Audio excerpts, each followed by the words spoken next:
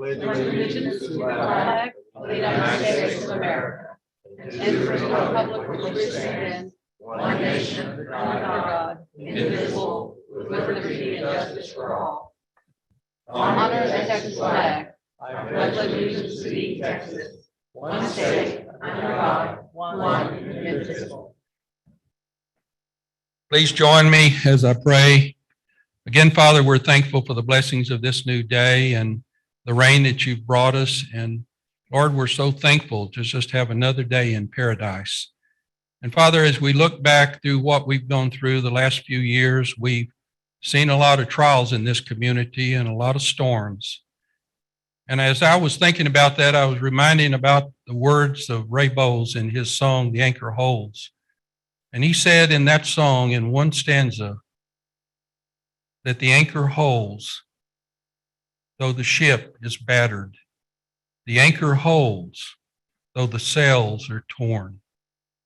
We have been brought to our knees as we face the raging sea, but the anchor holds in spite of the storms. And I've thought about what this community has gone through and how they've been on this road to recovery from the storms and the COVID and the freezes and all the issues that we've gone through. And Lord, the anchor still holds. And so we pray this morning for these commissioners as they make decision that continues to set that anchor tighter and stronger in the bottom so that the anchor will continue to hold and move this community forward in recovery. And we pray your blessing on each and every one of them, that the decisions they make will serve the citizens of this county. For it's in your name we pray. Amen. Roll call. Commissioner Cheney. Here. Commissioner Casterline. Here. Commissioner Russo. Here. Commissioner Laubach. Judge Mills. Here. Good morning, everyone. We have citizens to be heard this morning. First up, Mr. Kane. Good morning, Judge, Commissioners. My name is Andrew Kane. I'm here early. I know you're talking about that the abatement policy a little later, but I have work to do today, so I'm gonna do it now. Appreciate it. So what are tax abatements for? Tax abatements, without a doubt, are for communities that attract growth when they need the growth and the growth's not coming. What this county is wanting to do and what our elected officials want to do is control who comes by picking the winners and losers.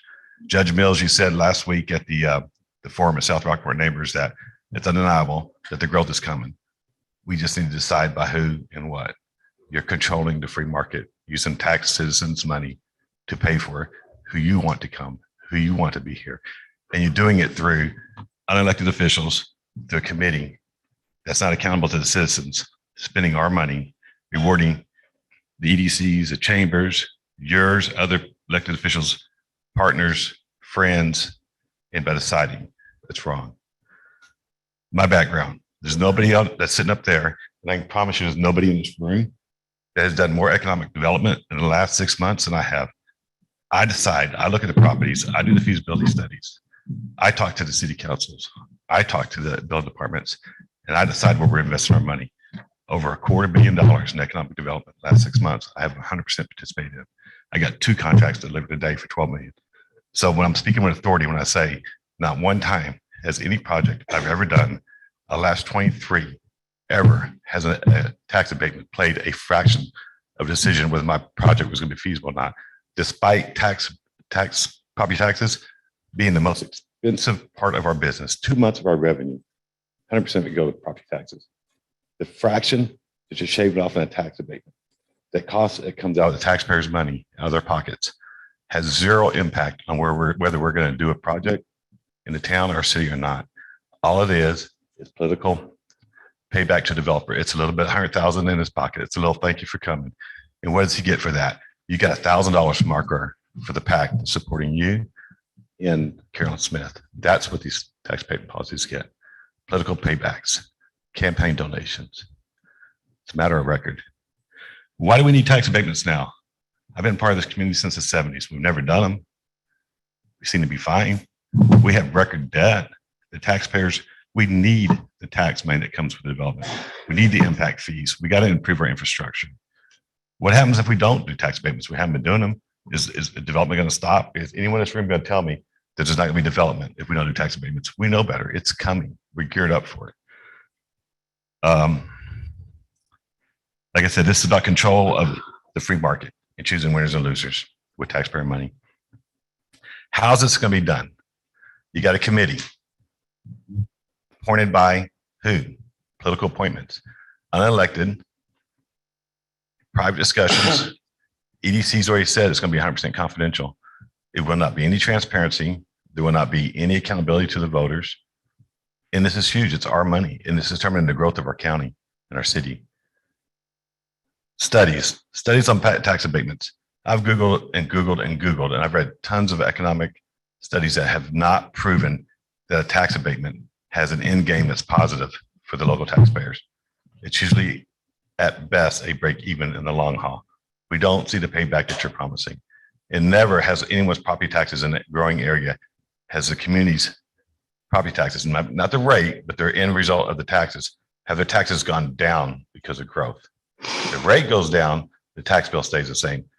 So again, I'm going to ask y'all, for the sake of the citizens, it's our money. Oh, on page 3 is one thing I wanted to point out real quick. On page 3, and this is important, section 5, appointment of the committee members. The Aransas County Economic Development Evaluation Committee, which we really don't need. And are they going to be experts? You can put me on it? I doubt it. Will be comprised of no fewer than 7 committee members. And that committee members shall be appointed by the Aransas County Commissioners Court by blank. By who? Unaccountability, no transparency, behind closed doors. Please don't do it. Thank you. Thank you. Mr. Brundrett.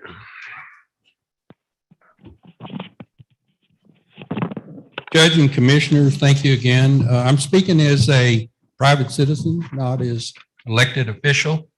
I've spent a lifetime here in this county, and I've laid before you, each one of y'all, and the county clerk has a copy of what I'm going to generally say today, but 2 things I'm not going to speak about is a little report I did, to a simplified version of what drainage is, and I entitled it Drainage 101. You have a copy of that. Then I have a copy of Fred Percival's 1926 drainage study of the county, along with his tabulation sheet of the cost. But also attached is an article that I first wrote back in December 4th of 2021, and it's entitled "To Flood or Not to Flood? That is the question." And it's a little twist of William Shakespeare, so bear with me because it's going to get to what I really want to say. And I said in this report, I said, if William Shakespeare was alive today, he might ask this question of all of us. In the play Hamlet, the words "to be or not to be, that is the question," were spoken because he was questioning the value of life itself. He was asking the question as to whether it was worthwhile to hang in there or just to give up. I believe at that time, that at times we can all relate to the depression that Hamlet felt, and we ask the question to ourselves, is everything that is happening in the world worth hanging around for? And in our hearts, we say, "Come quickly, Lord Jesus." And then we think about all that we would be leaving behind and we continue to fight the good fight. I have used these words of William Shakespeare with a light twist to title this writing because I feel the same frustration and depression that he felt about life in general, and particularly in flooding in our county. I asked myself the question, is it worth it to continue the fight, or do I just give up? I have been fighting the drainage battle for 43 years in Aransas County. The battle started back in 1978 before the unit road system, when each commissioner had the road equipment for 1 week out of the month and would do his or her best to take care of the roads and the drainage in their precinct. Mr. T.E. Griffith and myself would do what we could to assist each commissioner. We did not have a master drainage plan or good topographic maps to even guide us in the county-wide solution. For that reason, it seemed like we were just running the water around in circles. As we diverted the water from one flooded area, it just flooded another area. The city of Rockport was a little ahead in the drainage game because they had more of a population density and only had a short distance to carry the water to Aransas Bay. At that time, the navigation district understood that all drainage water runs from the ridge of the peninsula to the bays. They understood that by raising the elevation of our shoreline to protect against storm surges and to provide a safe harbor for boats, that it was necessary to provide storm drains through the raised shoreline. Since all drainage runs downhill, it was going to the bay anyway, and the raised ground had impeded that flow. The navigation district worked with the city of Rockport to manage this upland flow to the bays. In my 43 years of surveying for both the city and the county, I cannot remember surveying or preparing an easement or right-of-way across property maintained by the navigation district. There would be discussions in public meetings by both groups, interlocal agreements that gave approvals recorded. You see, the county, the city, and the NAV district are only trustees of we the people. It was all public property, and all that was needed was an agreement as to when and how and where the drainage would be installed. It was never a question of if or how much, because they all existed to serve we the people, and it was understood that drainage runs to the bay. From that common understanding, roads, water lines, sanitary sewer, drainage was constructed across Navigation District waterfront because it was in the best interest of our citizens to protect our health, safety, and welfare. We all shared a common goal and purpose, and it all came out of taxpayers' pockets. There was never a hint of yours and mine because it belonged to all of us. In looking back to our past, in 1926, there was an effort to create the Aransas County Drainage District #1. An election was held by the voters. The district was turned down by the voters, but Fred M. Percival, county surveyor and engineer, had prepared a detailed map and cost estimate. What was that? 5 minutes. Oh, was it really? I've got one paragraph where I can stop because y'all got a copy of it. It's 5 minutes. That's all I can Okay, do. that's good.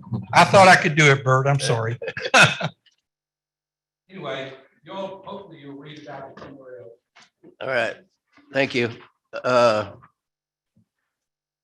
Commissioner Russo has statements for John Heffron and George Rikers. They asked if I could read them when we get to that agenda item. Oh, to the agenda item. I'm Yes, sir. sorry. Okay. Ms. Bolton? Good morning, Commissioners. My name is Nancy Bolting, and I live here in Rockport. The first part of this is just about agenda item number 22 on the tax abatement. And I'm speaking on behalf of the EDC for this. I'd like to see that y'all vote yes and approve this. Ms. Laubach is our commissioner, or in my precinct, and there are several of us in her precinct that are for this. I've not spoken to her other than after one of the meetings, and she knows my stance on this, that I'm pro tax abatement. I would hope that she would listen to the constituents in her precinct as well. I know that there are other commissioners that probably have reached out to their constituents that have been opposed to this, or at least I hope they would. But on our stance, and those of us that live in her precinct, I hope she understands that the majority of us are for this tax abatement. Next, as a private citizen, I just want to briefly touch on something that came up in the last commissioners meeting about this issue with our Coconut Bay. I did a lot of research this weekend, and all I'm asking is that those of you that believe some of the rhetoric and some of the misinformation that's being posted and put out online and through this YouTube channel and anything else, that you take some time to read reports concerning the local bays, including Copano, from the missionaransas.org site, that you go to NOAA.gov about the site profile, that you go to NOAA.gov management plan that they have. GLO is very well aware of this. Texas Sea Grant, TCEQ, the EPA. Bay Education Center was set up to help with this. I want you to reach out to your Aransas County Navigation District, who is the overseer of our local waterways. I don't think the Commissioners Court are solely responsible, nor do I think Judge Burt Mills is solely responsible for this. I think that this is community-wide.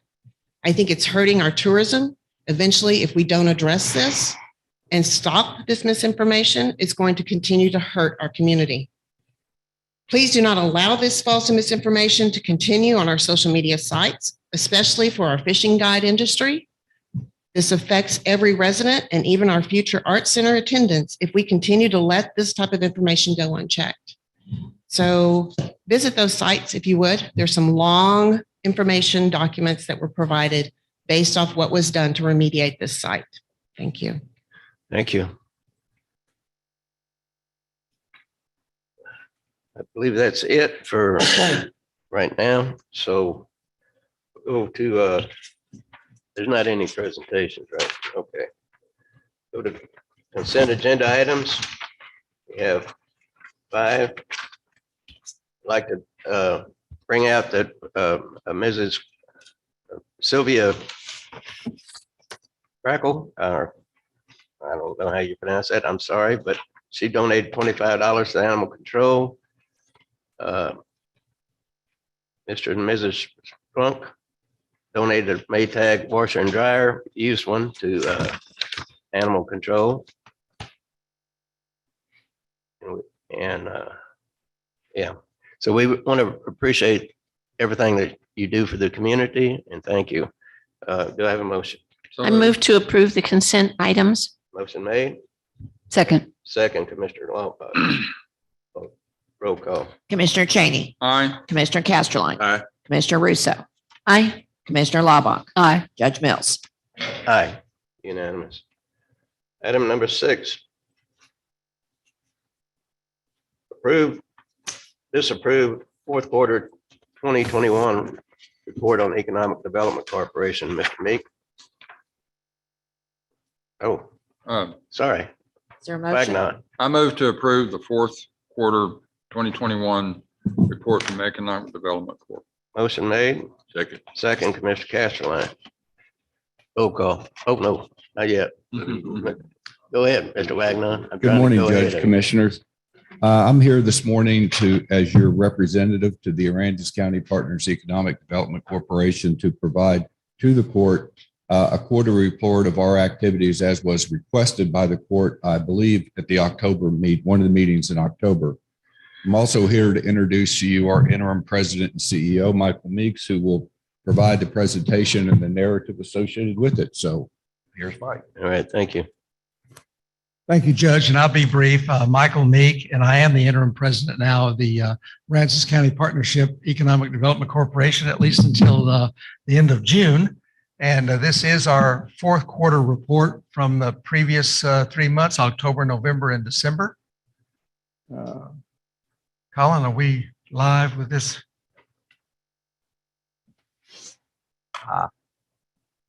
There we go. There we go. So as Mark stated, we hope to, Judge and Commissioners, be back at least on a quarterly basis to keep you up to date on information flow of our activity and progress. And one of the things that we did in the last quarter is that we went out and had what we call a business retention and expansion survey. And we went out to what we felt like were 50 significant businesses, hopefully those that bring in new dollars to town. And we had some interesting findings there with those 50. We found, of course, that workforce was their top challenge, top issue. Drainage was number 2. Pleasantly, nearly half, 46.5%, plan to expand operations. Of course, that's going to be dependent on those workforce solutions and those drainage issues, as well as housing. And about a little over a third of those that plan to expand need more space to do so. So we're seeing some clear messages here that you'll see later in our coming work plan for the next 4 years.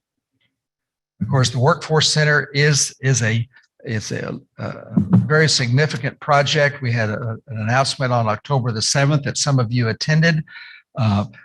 The second, third, and fourth bullets there about the grants receivership stage, as well as the true grant temporary. Let me expound on those a little bit. I got some information from Dr. Leonard Rivera late last week, where it says grants receivership stage.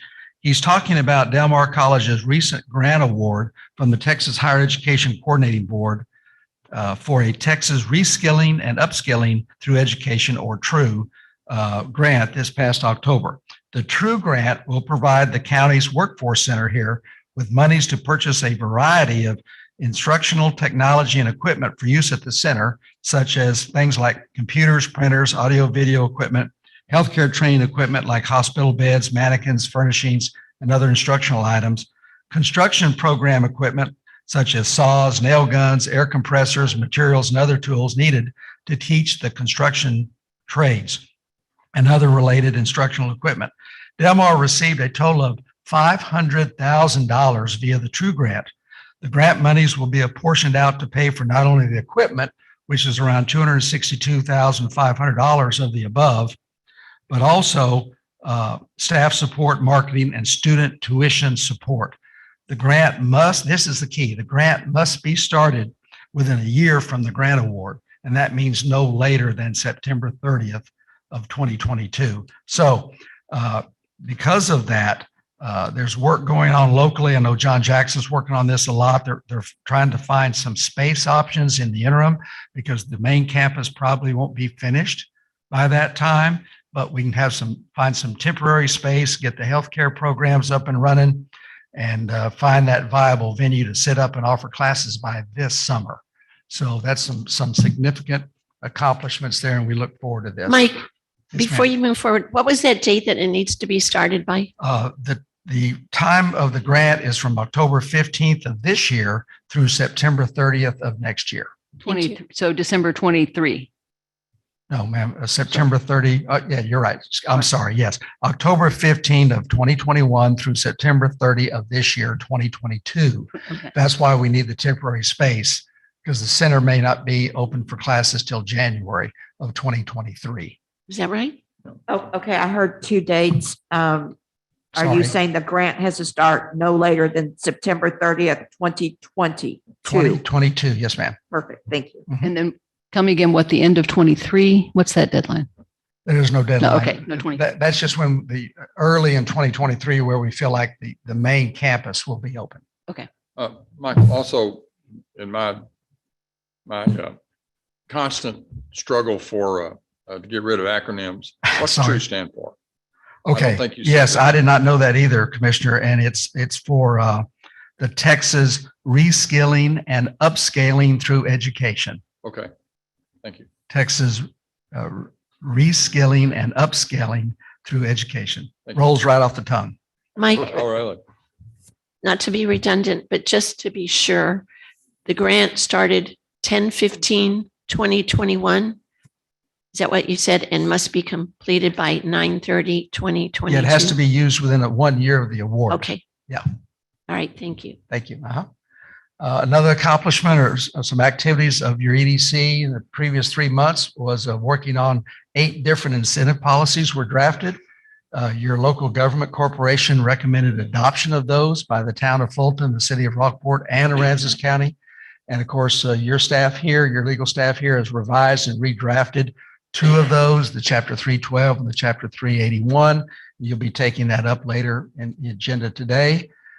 Targeted industries were created, and you can see we've talked about these at previous meetings, but these 10 targeted business sectors are contained within that policy that is drafted. So we're looking forward to working to bring those here. There is a need to have more of this here. Michael, Yes, sir. those are projects that have been noted, not necessarily ranked. Right. Yeah, that's just alphabetical. Thank you. Yes, sir. And of course, this Thursday at the annual meeting of the Economic Development Corporation, Carl Hatman with Persona Digital Marketing is going to be unveiling the new EDC website. The website up until now has been a startup website mainly to encourage investment because it's primarily a private sector funded. It will now be segueing more toward what businesses need and what prospective businesses in those target industries are going to be looking for. So you'll see a lot of changes in the website that's going to be unveiled here this Thursday. The work plan between this year and 2025 has 5 priorities. The very first one is on our existing businesses here in Aransas County. That segues into what they need. Of course, that's workforce, and that's where your Aransas County Workforce Development Center will come in. It says large investments in your downtowns. I would say that a better word for versus large would be significant. Some really impactful and significant investments in both the Rockport and Fulton downtown areas. Marketing to those 10 targeted business sectors, as I mentioned, as well as you recall on the survey, a third of those that wanted to that were surveyed said they wanted to expand if they had the space. So building space is something the EDC is going to be working on. There are 30 action strategies contained and subheaded under those 5 priorities. And Judge, that's our report. We look forward to working with the county here throughout 2022. Thank you, sir. When you talk about responding to the merchant's desire for more building space, I'm not getting a picture in my head. What exactly are you talking about? Well, you've got of the 50 businesses, major businesses that were surveyed, half of them wanted to expand. Right. And what's stopping them? Well, the available space. Okay. So, I mean, in other words, we're talking about businesses that are in crowded areas and there's no room to move. Correct. And what would you be proposing to do Well, about there's a that? variety of things that could be done there. There could be more space constructed somewhere else within the county, like a new building somewhere.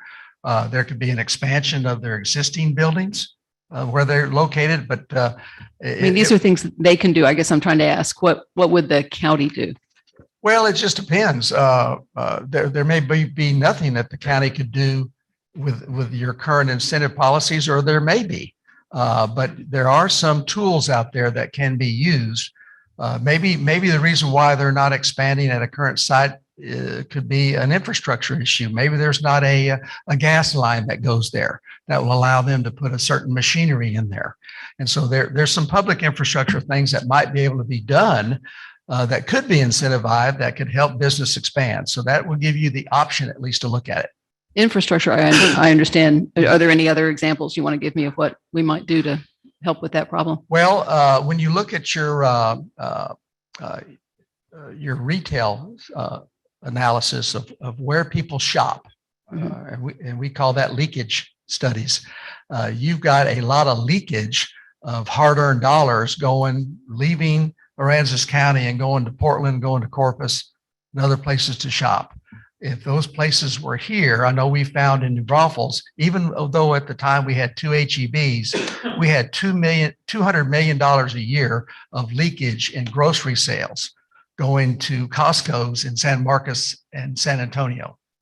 And so we were losing that much money. And so until we added a 3rd HEB and reduced our leakage in grocery, we were losing hard-earned paychecks to other communities. Okay, so if a business like HEB expanded and opened a second location, they could capture more of the market. But again, what would we be doing? Well, you may not have to do anything. If they saw that the market was here, once we show them these location quotients, if that's a need here is grocery leakage, we would meet with those types of businesses and say, hey, there's an opportunity here for you to do this.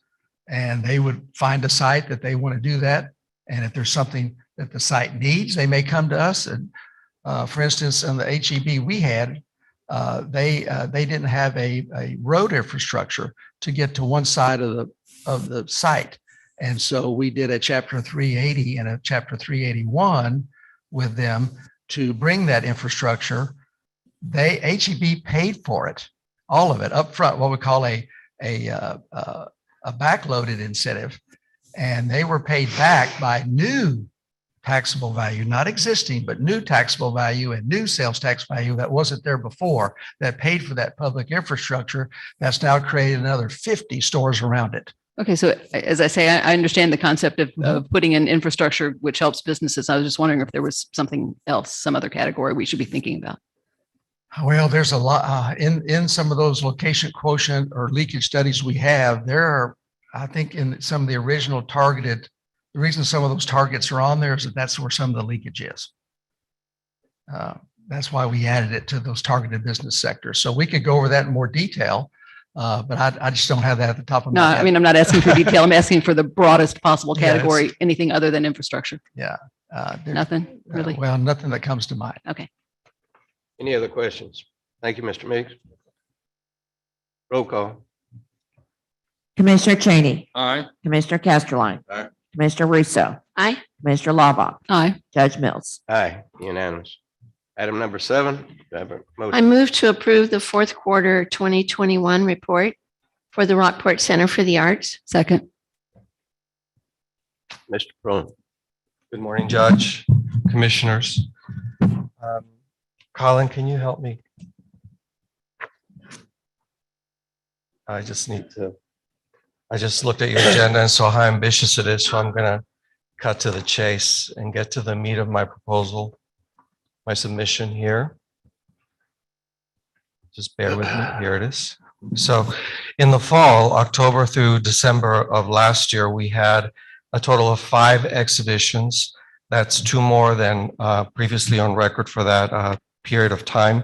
We had 2 workshops by internationally renowned artists that brought tourism to our area as well. In other words, drawing participants to the workshops that were not from Rockport or Fulton. And then we had 3 signature events, 2 of which were festivals, the Rockport Film Festival, which everybody's familiar with, and then a new venture we call the Guy Clark Festival.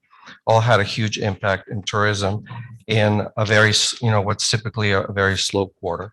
So what you have here in this slide is the raw data for attendance to the Arts Center during the last quarter. You can see that we had very healthy numbers in October and November, 1,400 people in October, 2,000 in November, 630 in December for total visitation that quarter at one facility at 4,077 people. The film festival drew a total of 969 people in addition to that number. And then the Guy Clark Festival ticketed concert was sold out, and that drew 240 attendees.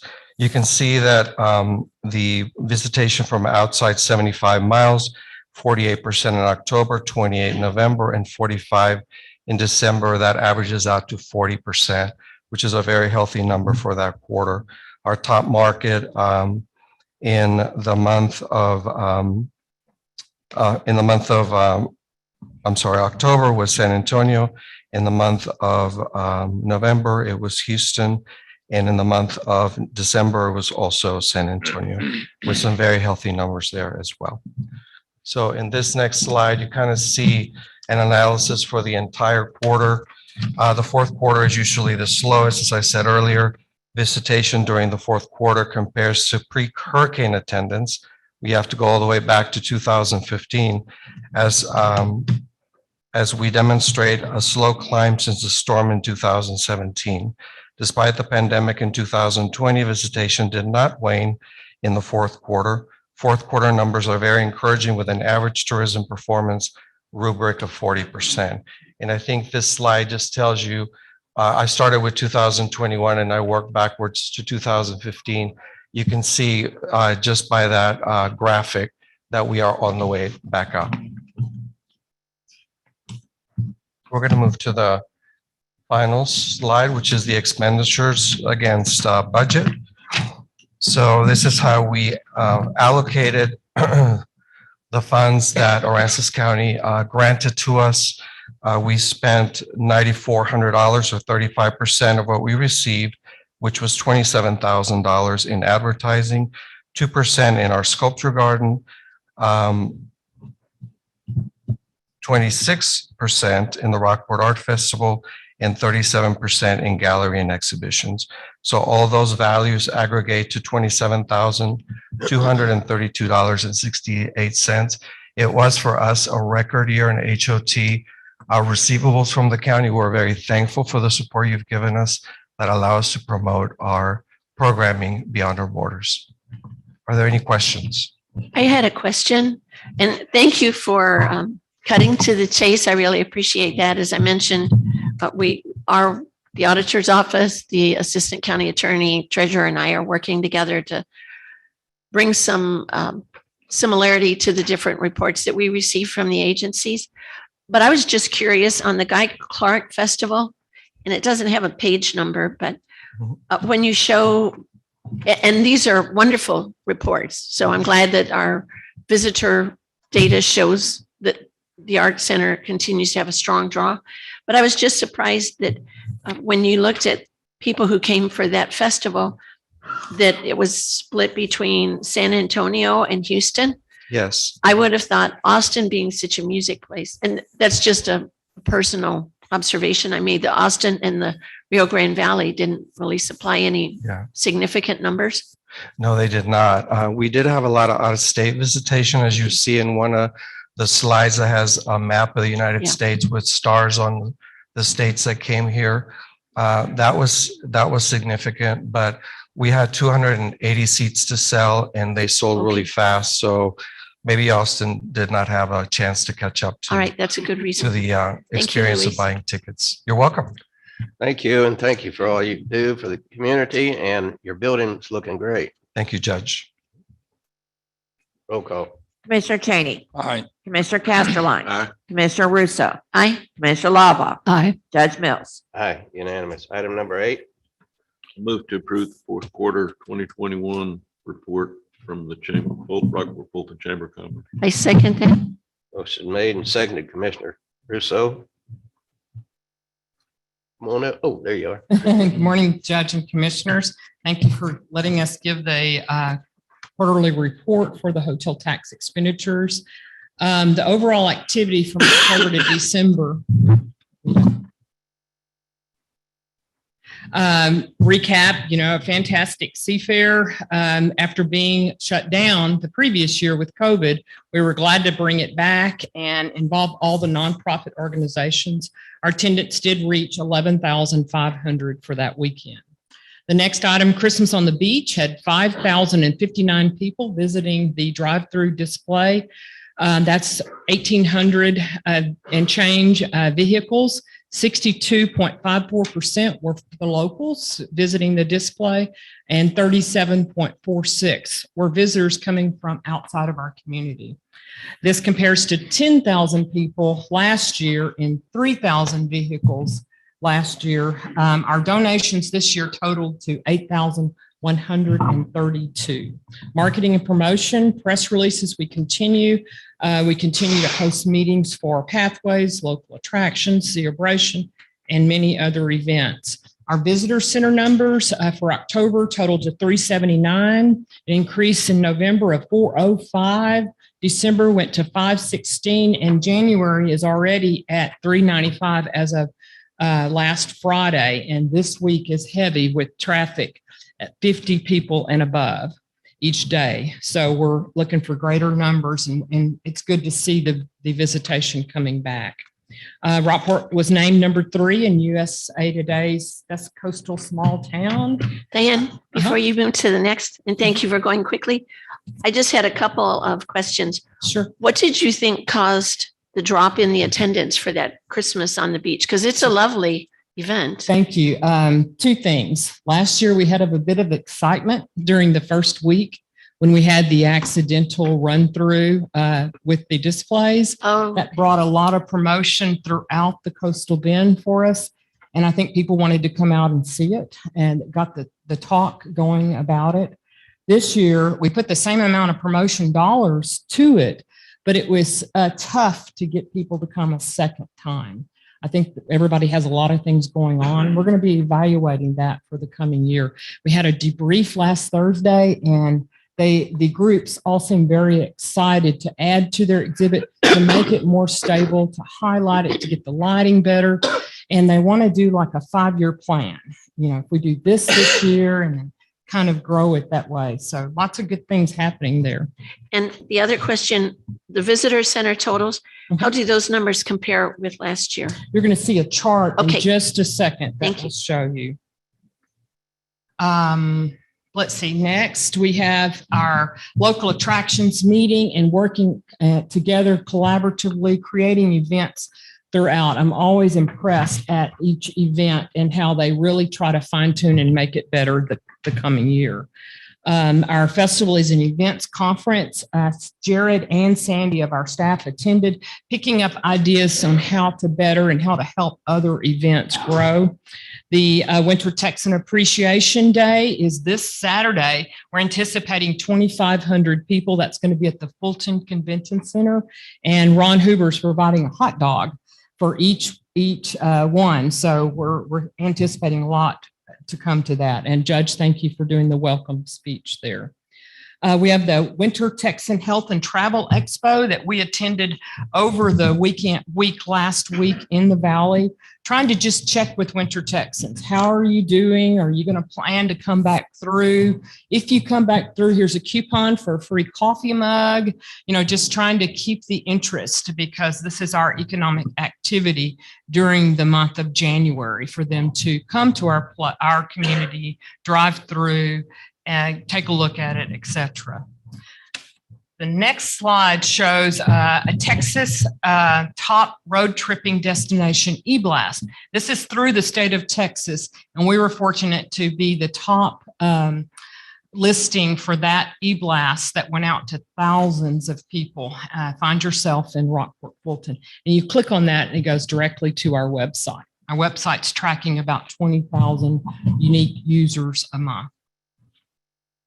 Now, the next page shows you some of the digital advertising. We did a lot of digital advertising during the month of October, and that conversion shows you that 67% of the people that see our ad are more likely to visit our location than those that don't see it. So that helps us with our creative work to make sure that it's landing that visitor and not just passing by. We're able to successfully track 107 people visiting the Rockport Fulton area after they saw the mobile geotactic messaging. It takes someone an average of 21.26 days to visit our location. 94 of the 107 visitors had never visited our location before. The next chart is that visitor center total. Bob does this for us in the office.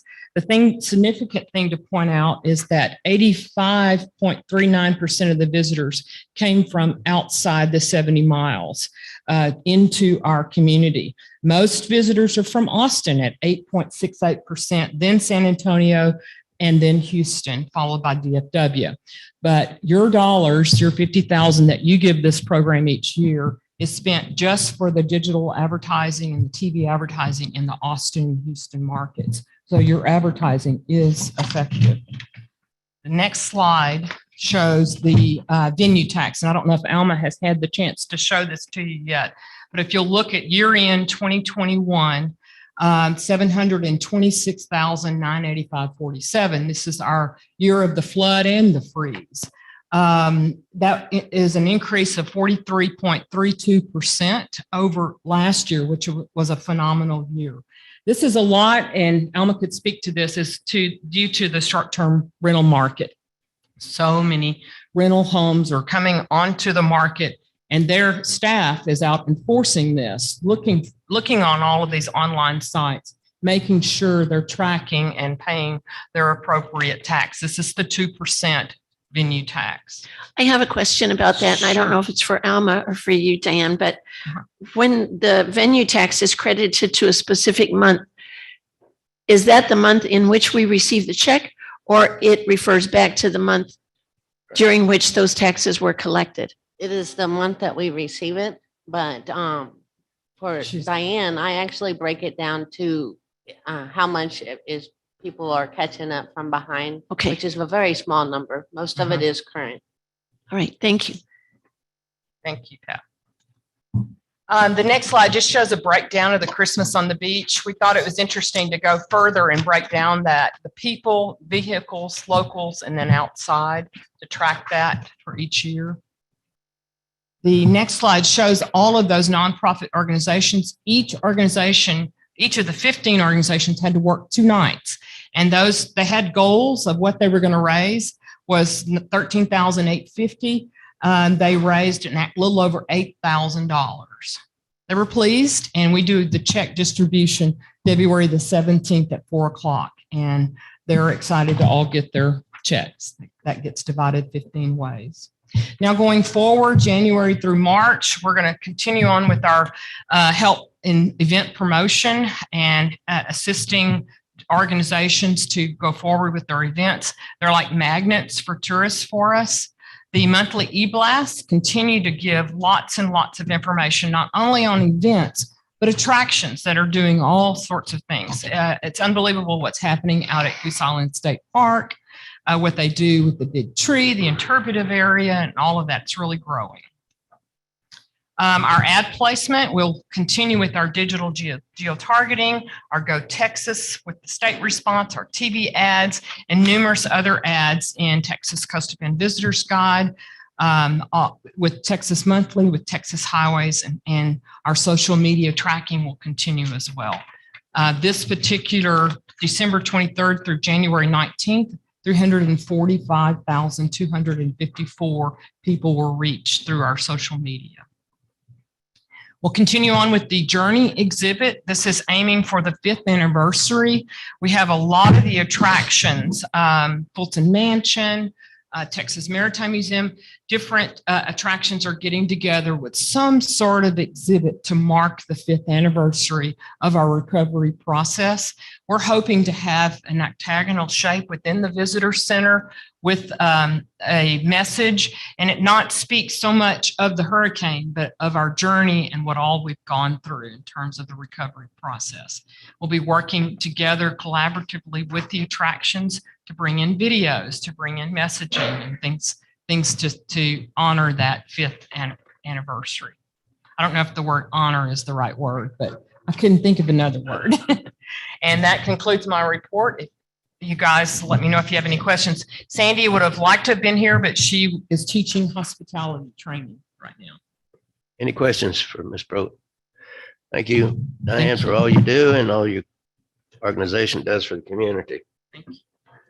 Roll call. Commissioner Cheney. Aye. Commissioner Casterline. Aye. Commissioner Russo. Aye. Commissioner Laubach. Aye. Judge Mills. Aye, unanimous. Item number 9, I move to approve the 2021 sesquicentennial year report. I'll second it. motion made and second, Commissioner Cheney. Ms. Stiles. Oh, I am of course, Pam. Hi, I'm Betty Stiles, co-chair with Pam Stranahan for the 150th birthday for Aransas County. So I want to turn it over to her to let her talk to you about some of the events that were taking place. And we have a little slide presentation for you to follow, and I'll follow up after her. You bet. Thank you. We're glad to be here and to be able to report a very successful year. In fact, we had some people who said, let's do this again. And we're like, woo, okay, the next 50 years, we'll let somebody else pick up on that. Anyway, we've really enjoyed working with all of the partners that we had. We had active committee members that you see who donated over 900 hours, valued at a volunteer rate of $25 an hour, goes to count for almost $25,000 worth of work. And we had many people who participated with us in this. We had over 30 partners that did something to commemorate the sesquicentennial. You see the long list of events beginning in January with a kickoff to show the monument, which sits right now at the History Center and will go to the new courthouse. And then we begin throughout the year with everything from a stroll to exhibits, exhibit at the Art Center and exhibit at the History Center, tours of the different cemeteries, which was a new way to illustrate what history we have in those areas. Even the yacht club participated with what they were calling the Rocking Rockport Regatta. We were fortunate to have historic homes on displays and kind of wound it down with a luncheon for county employees in September, very near the September date when Aransas County was formed, which was September 18th. We had the luncheon a day before that. Now, Betty's going to talk about where we're going from here. one of the things that we knew we were going to have to do was merchandise. And so I went to the Katie Ledbetter, who is the art teacher at the high school, and she had a contest. And this was the winning t-shirt that we'd like to show the group too. And this was design was from a young man whose name is Jarrett Kernan. He won first place, and Cameron Kelly second place, and Maddie Terhune third place. So it was quite an event for the kids. And we also worked very exclusively with Fulton Mansion. Christy Morgan helped us a lot with our merchandise. And we've got a slide that'll kind of show that to you. What we had the commemorative coin. We had this wonderful t-shirt. We had the flag, and we had the mug. So all of that was part of our merchandising program, which along with the money that we raised from the merchandise, we also raised from private donations to the tune of about $21,780 that we raised to put the whole program on. So Fulton, Rockport, Fulton Chamber of Commerce, the Maritime Museum, and the History Center, with all the help from the committee members, but they were very supportive of purchasing merchandise for us, from us, and selling them, and I hope they're sold out. The other thing that we want to talk about briefly is our time capsule. And we're very excited about this. I think 50 years from now, what kind of medium we're going to have. So we're looking at buying a Raspberry computer to put with that, so that whenever we put one of those plugins, they'll be able to see it. They'll be able to read it. Oh, I see. So it's going to be a fun project. I've incorporated many people in this room to help with the time capsule, but that's the nice part about that safe was it was donated by Holland Safe Company out of Corpus Christi. And that was a brilliant idea that came from one of our committee members, Mike Gear, who serves on in our county. So we're very, very excited. We're working desperately. We've got a drop dead deadline, April 15th. April 15th, that will stop any new stuff coming in, because it's a big safe. It's 59 inches high. It's 24 inches wide, or 34 inches wide and 24 deep. So we're limited to what we can put in there. But one of the things I'm very excited about is Steve Russell is going to give us an art piece to put in there. And consequently, what do you think that might be worth 50 years from now? So anyway, that concludes our program. One question. Yes. Who's going to change the battery in that? There's no battery. It is, if you know, It's electronic light yeah, the one that's displayed, but we've got the manual. Who's going to remember the combination? He is. I'll be here in 50 years. Good question. We've thought about where we need to give the code to get into the safe, but so we're going to distribute that to a number of different offices within the county. I would recommend Colin Jackson, since he's about the youngest person, I think, associated with that. I could also give it to my granddaughter. Okay. She'd be here 50 years Okay. from now. I would recommend putting it in the county clerk's office under a wills for safekeeping We've already situation. said that. Yes. Thank you. Thank you. Okay. Any other questions? Great work. Thank you for everything. It was great. Awesome. Everything's been wonderful. Don't go away. You're I'm next. not. Roll call. Commissioner Cheney, Aye. Commissioner Casterline, Aye. Commissioner Russo, Aye. Commissioner Lavak, Aye. Judge Mills. Aye, unanimous. Item number 10. I move to approve the fourth quarter 2021 report for the Historic Commission. I'll second it. Motion made and second, Commissioner Cheney. Ms. Stiles. Yes. Any questions on the report? We're giving back out of our $10,000 allocation that you so graciously give us. We are giving back to the general fund $1,316.80. It's always welcome. Any questions? Roll call. Commissioner Cheney, Aye. Commissioner Casterline. Aye. Commissioner Russo, Aye. Commissioner Laubach, Aye. Judge Mills. Aye. Thank you for that. We'll go away. Item number 11. I move to approve the new 2022 appointments and officers for the Historical Commission with one adjustment. My name is listed on there as the court-appointed liaison, and I am not the court-appointed liaison. And also, it's not really important, but that's not my address either. I don't live on Cedar Ridge. So that position will need to be filled. Okay. Do you want to be the court appointed liaison? Maybe a couple of other commissions. Motion made. Do I have a second? Second, Commissioner Casterline. I have another amendment to this list as well.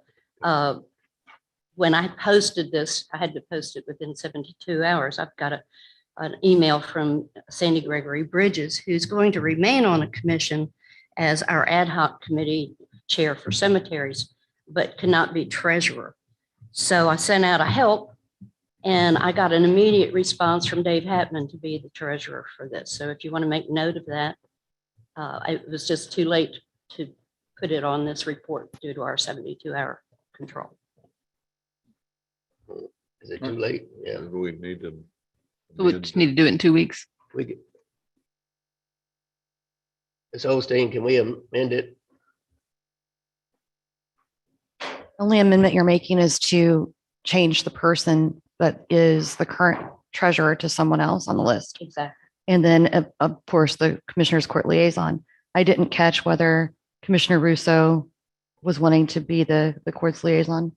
No, ma'am. Okay, so that I'm will on be other an, commissions. Thank you. so that will be an additional change. I would recommend that you come back to the next meeting with an updated list, including the court's liaison.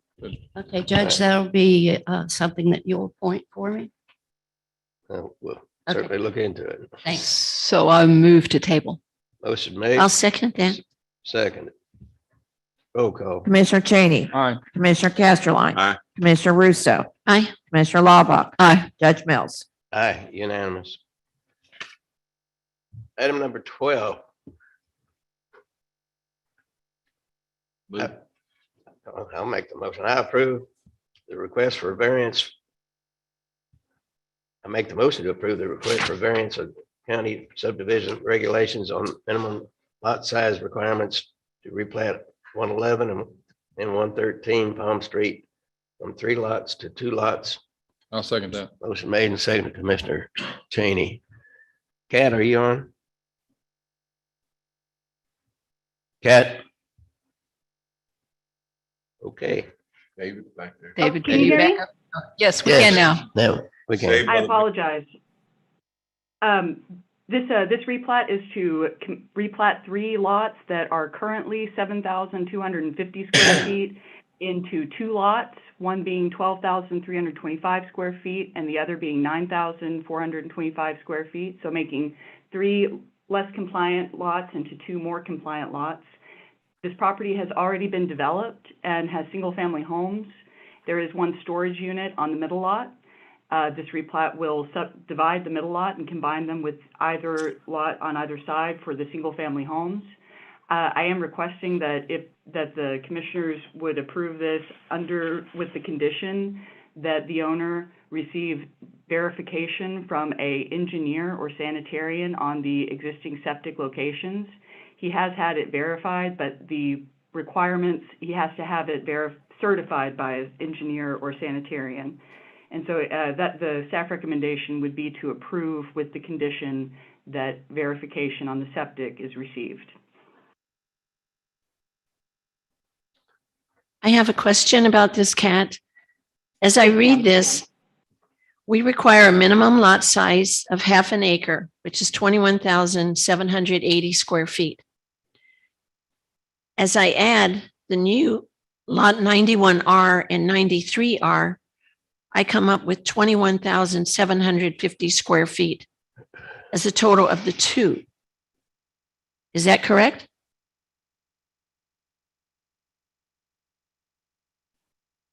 The total of the whole of the property. It's on public sewer.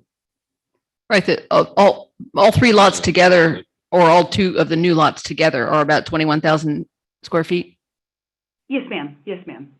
All right, so the proposed new lots still together fall under what we require as a minimum lot size, and yet we're going to approve those even though they're half of what we require as a minimum lot size. I just want to be sure I'm understanding this.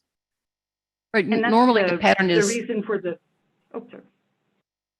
Go ahead, Kat. Go ahead, Kat. The reason for the minimum lot sizes that are as they are in our subdivision order is with the assumption of septic, and this does have septic, but it also has the public water. That's why the request for the condition of getting the certification from the engineer or sanitarian on the septic, as long as the lots are shown to be safe, that's it would meet the intention of the minimum lot size. And since these are two developed lots with single-family homes already on them, this would allow them to move forward with any future repairs with larger lots that would enable them to be able to do so without, but they would still have to go through, the environmental health department and have all the utilities, their septic permitted through them. It is smaller and it is more difficult, but that's on the owner goes to the owner to get that certification. And Kat, aren't the 3 lots that you started with grandfathered that they don't have to comply with the half an acre? Correct. Unless they have to do major. They were grandfathered at the time. Sorry. Right. So in effect, we're turning 3 small lots into 2 bigger lots that, I mean, they were all grandfathered before the half an acre came into effect. So. But the usual pattern I see in these requests is that we wouldn't necessarily approach this way if they were brand new, but we have a situation where we've got grandfather lots that are smaller than our current standards. And all we're doing in this case is changing 3 smaller lots to 2 somewhat larger lots. It's not as good as we would like for a brand new plat, but it's better than what we have. And what we have is grandfather. We can't just get rid of it. Correct. They already have homes on them, and so it would be either to leave them as they are platted with the homes on them as they are, or to make them more compliant for future repairs and improvements. Kat, also on your cover sheet under utilities, you have it marked as public sewer. Do they have access to public sewer? Is that right? No, they do not. The formatting on Microsoft Word is off. If you were to push that list up where the X's would line up, it has public water and septic, not public sewer. Okay, that's pretty misleading. That's something that we need to check before it goes on the agenda, because I looked at public sewer and I'm thinking, what's the problem here? They got it marked as public sewer. So what you were trying to say is the water is public, but the sewer is not. Correct. The sewer is septic, the water is public. Yes, ma'am. Okay. So does the judge need to amend his motion? I made the motion with the addition that we engineer certified. I'll second that. Any further questions? Roll call. Commissioner Cheney. Aye. Commissioner Casterline. Aye. Commissioner Russo. No. Commissioner Laubach. Aye. Judge Mills. Aye. 4 for and 1 against. County elections, item number 13. I move to approve the purchase of a Verity auditable voting system from Hart InterCivic in the amount of $194,539 and authorize the county judge and our elections office to execute the necessary documents. Second. Motion made and seconded. Commissioner Laubach, any discussion? Yeah, I have a problem. It seems like every year we spend $100,000 or so on new equipment or changing equipment, whatever. Is that just the landscape? To my knowledge, y'all haven't purchased new equipment. This equipment was purchased first election was in 2018. I believe it was purchased maybe at the end of 2017. Yeah, the insurance paid for that. Right. and it was paid for with Hurricane Harvey insurance money. But it is an ever-changing landscape. Every 2 years, we have a potential with legislative sessions, the potential of new laws coming into effect that is going to require modifications to our voting systems.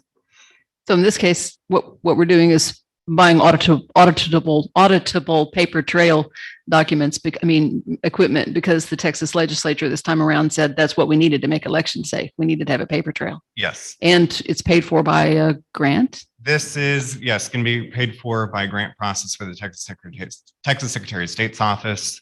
It is going to reimburse us for the cost of the actual voting equipment, which is the agenda item we are discussing right now.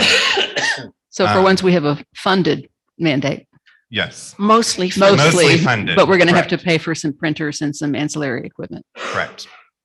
And I will mention that this is for a retrofitting of our current equipment. So our vendor is going to be picking up our equipment, taking it back to their warehouses and where they assemble their equipment and add in new parts to it.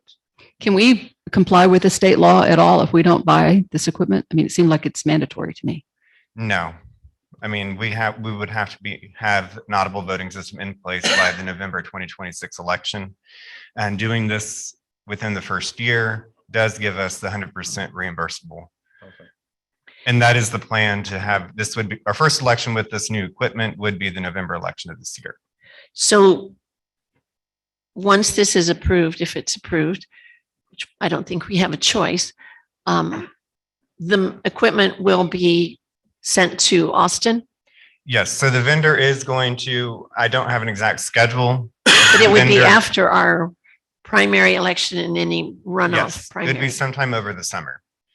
So the vendor is going to come pick up the equipment, transport it back to their facilities, add in the parts, retrofit the equipment, and then ship it back to us. And we have a guarantee that it will be here in time for the early voting that would start in October? Because won't all of the counties be following that same time frame?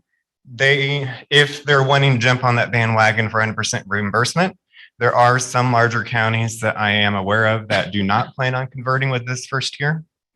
And a number of larger counties have already converted.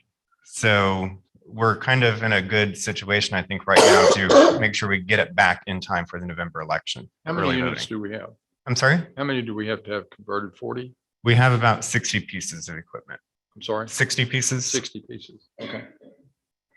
And Kevin, I read this material. Can you just explain very briefly what will now be happening? Because I don't think we're going to be taking voting equipment out to cars very much, are we? Although that was one of the advantages they talked about. We're not going to a whole lot. It's for those voters who have disabilities that physically do not allow them to come into the polling place. We are required to have some type of curbside voting for those voters. So the process for the voting really for your normal voter is going to be pretty well exactly the same. They're going to come check in, get an access code. The only difference is in addition to that access code, they're going to be given a piece of blank thermal ballot paper. They'll go to the voting booth, they'll enter in their access code, and the machine's going to prompt them to put that blank piece of voting ballot paper into the machine. They're going to electronically mark their ballot. At the very end, instead of getting the option to cast their ballot, it's going to have the option to print their voter record. It'll then print the actual ballot itself, having their selections on it, and then they're going to go take that ballot to a scanner and deposit it into the scanner, and that's actually where they're casting their ballot. So that's an option. Some people will just do it all electronically and others will choose to do it on paper. There's no hand marked paper for this. I know, but it's all paper marked by the machine. Some people will use paper marked by the machine and some people will just hit cast ballot. No, it's all going to be Everybody paper does marked by paper. the machine. Got it. Do you see that delaying the count that you and your staff and the judges will be doing during the election? Because the ballots will be scanned at the polling places, really the end result at the end of the night is going to be pretty well the same. It could increase the time for our poll workers to return the equipment at the end of the night, because in addition to the 3 pieces of equipment they have to return, they're going to have one extra piece now, the scanner, and they're going to have to be returning all those ballots, paper ballots back to my office at the end of the night. So it could increase the time, but in comparison to what it could be like, it is a lot better. We had paper ballots as recently as, I can't remember when you stopped using them, but 5 years ago, I know we had them. Yes. And we still managed to get the vote count out before, 9 or 10 at night. I mean, it still happened that night. Right. I don't see it really affecting our results going out a lot. Okay. Any further questions? Roll call. Commissioner Cheney. Aye. Commissioner Casterline. Aye. Commissioner Russo. Aye. Commissioner Laubach. Aye. Judge Mills. Aye. Unanimous. Item 14, I move to approve the adoption of resolution number R03, 2022, a resolution authorizing the county judge or his designee to apply for funding from the Texas Secretary of State for reimbursement for auditable voting machines in the amount of $194,539 and authorizing the county judge and/or elections official to execute and submit necessary documents, providing for severability and certification of compliance with the Open Meetings Act. Second. motion made and second, Commissioner Laubach. Any questions for Mr. Bell? Questions? Not, roll call. Commissioner Cheney. Aye. Commissioner Casterline. Aye. Commissioner Russo. Aye. Commissioner Laubach. Aye. Judge Mills. Aye, unanimous. Item 15, I move to approve the purchase of a Verity auditable voting system carriers with thermal printers from Hart InterCivic in the amount of $9,150 and to authorize the county judge and/or the elections official to execute necessary documents. I second that. motion made and seconded, Commissioner Russo. Now, this extra money, Kevin, is this in the budget? No, it's not. So do you need this to come out of the general budget Yes, I reserve? do. Is there any option but to, I mean, if we're going to do these auditable, comply with the new state law with the auditable machines, do we have to have these printers? There is one other option. It would be to basically wheel the entire voting booth outside to the voter. But that voter, it really isn't going to make it very curbside friendly. Because of course, we're going to have to wheel out a $6,000 piece of voting equipment to the vehicle. The voter is going to actually have to get out of their vehicle to cast their voting on the machine. Whereas with these carriers, they're able to basically sit in the car and put this on their lap and actually mark the ballot with it. Now, as I understand, state law requires us to be able to go out to people's cars. Yes. I know it doesn't happen very often, at least when I used to be a election judge. We, once or twice at least every voting session, we would do it. Yeah. It was rare, but it's mandatory. Right. And that is pretty well the same. It is only maybe once, twice, maybe 3 times per election at each polling place on election day. We do get quite a bit more during early voting period because it is, a longer period and it's easier for those types of people to get in and out for voting. Any further discussion?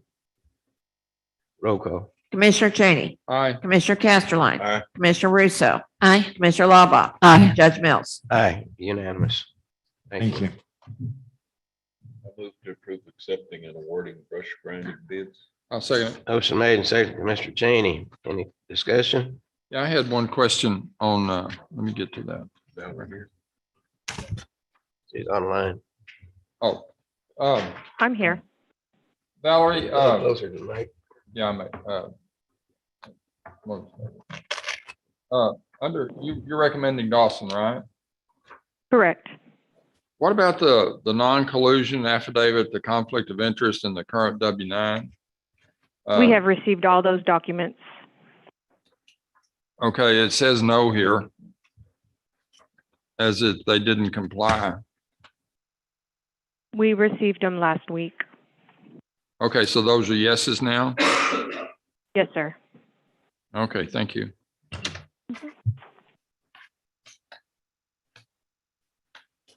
Any further discussion? Valerie, where's Dawson based? Gregory? Okay, thank you. Any further questions?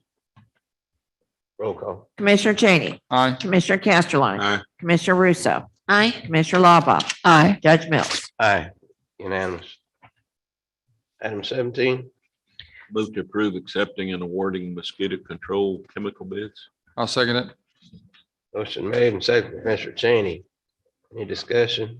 Now, Valerie, on this one, on the mosquito bids, you're saying you're going to buy the chemicals from both places, actually?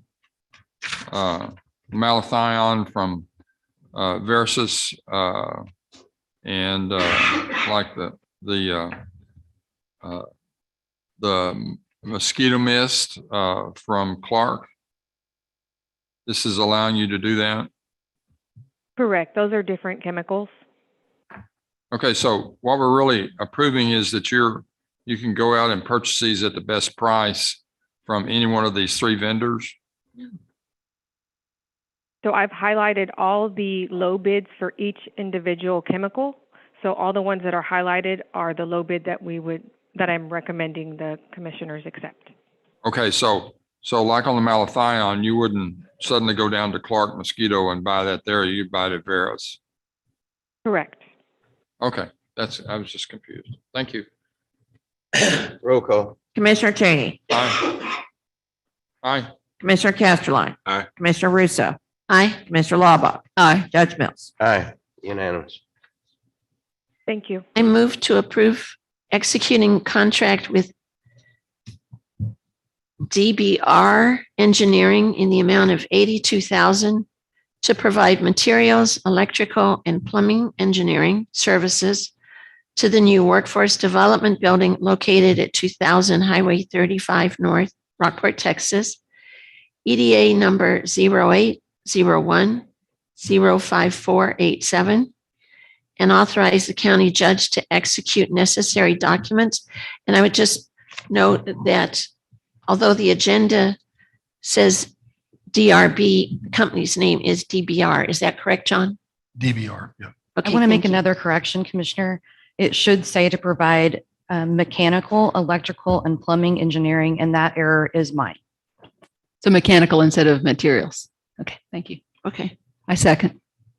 Motion made and seconded, Commissioner Laubach. Any discussion? Mr. Strathman. This is a follow-up of the award that we did a few commissioner courts ago. The contract was negotiated. We reduced it by $3,000. And this is just for the follow-up and get the contract signed. All right. I have a question Go about ahead. this, John. So I noticed in here, it's referred to on the front page as the Workforce Development and Entrepreneurship Center. Is that what we're calling it? I thought we were calling it Workforce Development Center. That's all I've ever gone by. Okay. And it says the project has a construction budget of approximately $825,000. Is that correct? Yes, So their fee is just about 10%. Mhm. Is that standard? pretty standard. Okay. And then I was curious about if revisions would be included at no additional charge. Revisions to their work. Yes. The building's already finished, so it's a matter of, I don't see there any revisions to the Okay. work. Any further questions? Roll call. Commissioner Cheney, Aye. Commissioner Casterline, Aye. Commissioner Russo, Aye. Commissioner Laubach, Aye. Judge Mills. Aye, unanimous. Item 19, I move to approve a ground lease for multiple years with MS Land and Aero LLC for approximately 13,382.5 square feet of land at the Aransas County Airport near John Wendell Road, which is currently leased to Grand Laurent Corporation, and upon which a private hangar is currently located for a 30-year term, which with automatic 7% rental increases every 5 years, with the lease being contingent to MS Land and Aero LLC purchase of the existing hangar and authorizing the county judge to execute the lease. I second that motion. motion made and seconded, Commissioner Russo. Any discussion? I believe Mike's on the line. I am, and if there's any questions, I'll do my best to answer. Any questions? If not, roll call.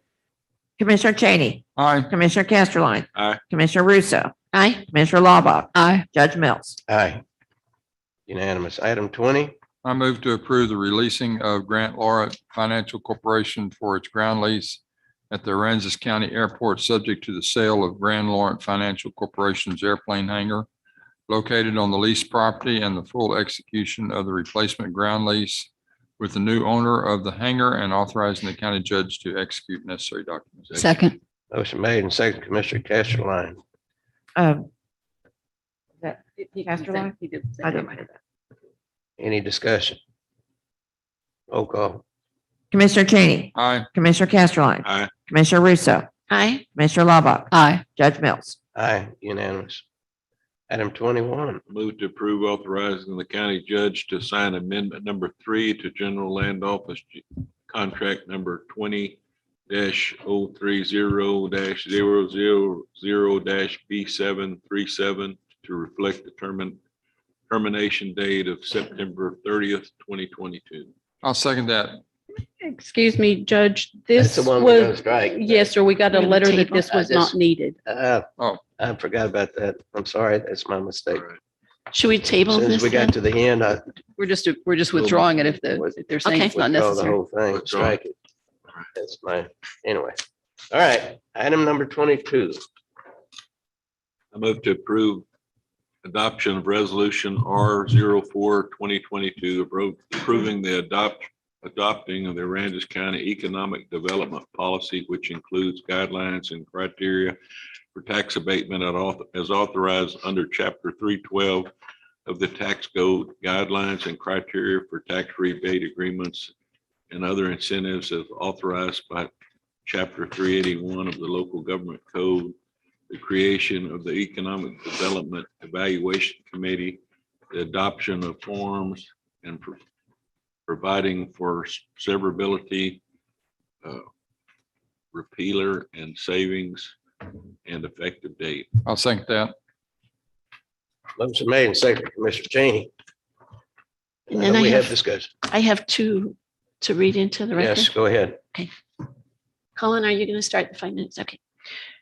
Statement of John Heffron, 210 Champions Drive, Rockport, Texas.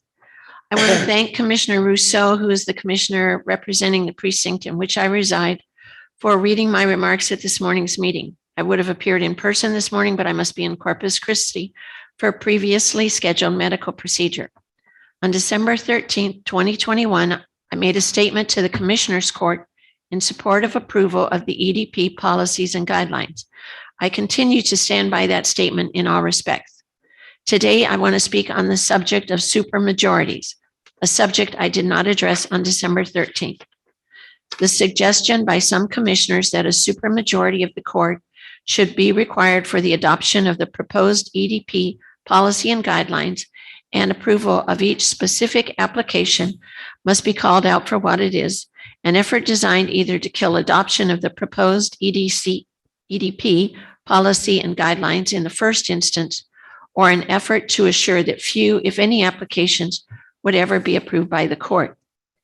These commissioners could vote to approve the proposed EDP policy and guidelines with a supermajority requirement, but would still give a veto pen to the minority over the majority when it comes to deciding on specific applications.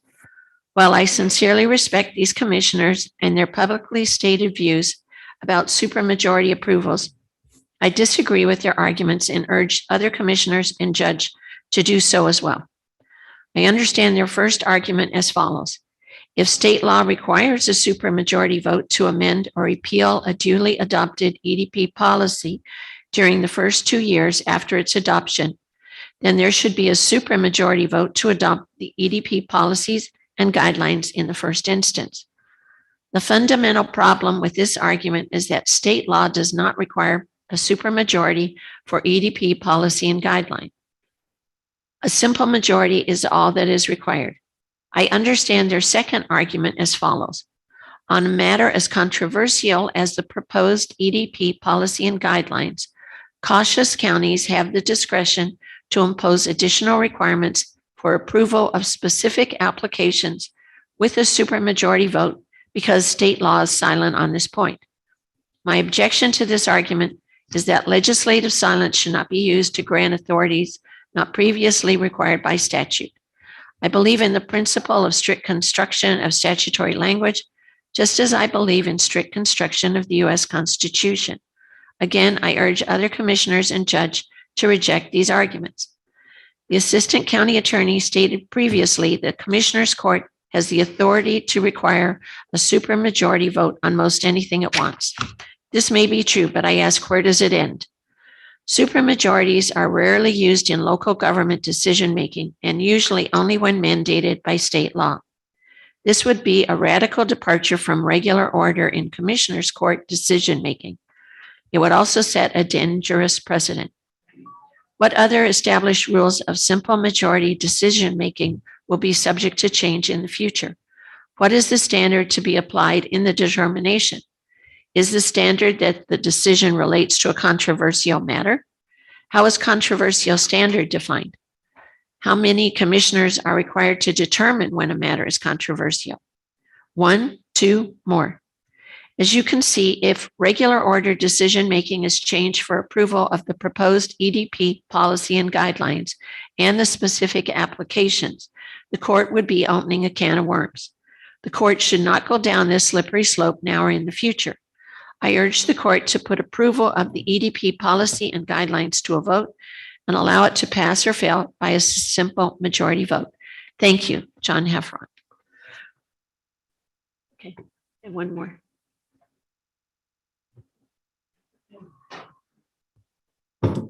This is from George Reichers, 610 East Market Street, Rockport, Texas. Dear County Commissioner Pat Russo, I'm asking you to please vote no on the whole economic development policy. Free enterprise has been working for over 200 years and it will continue to work. It's the best plan. I remember when a Starbucks opened in Rockport. It failed and had to close. That is free enterprise.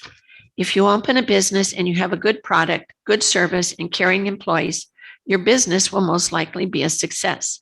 You don't need tax abatements or incentives. As a matter of fact, I remember several folks wanting to open a McDonald's franchise here in Rockport. McDonald's did a study and said they didn't want an abatement or a tax credit. They said the population of Rockport was not big enough to support a McDonald's.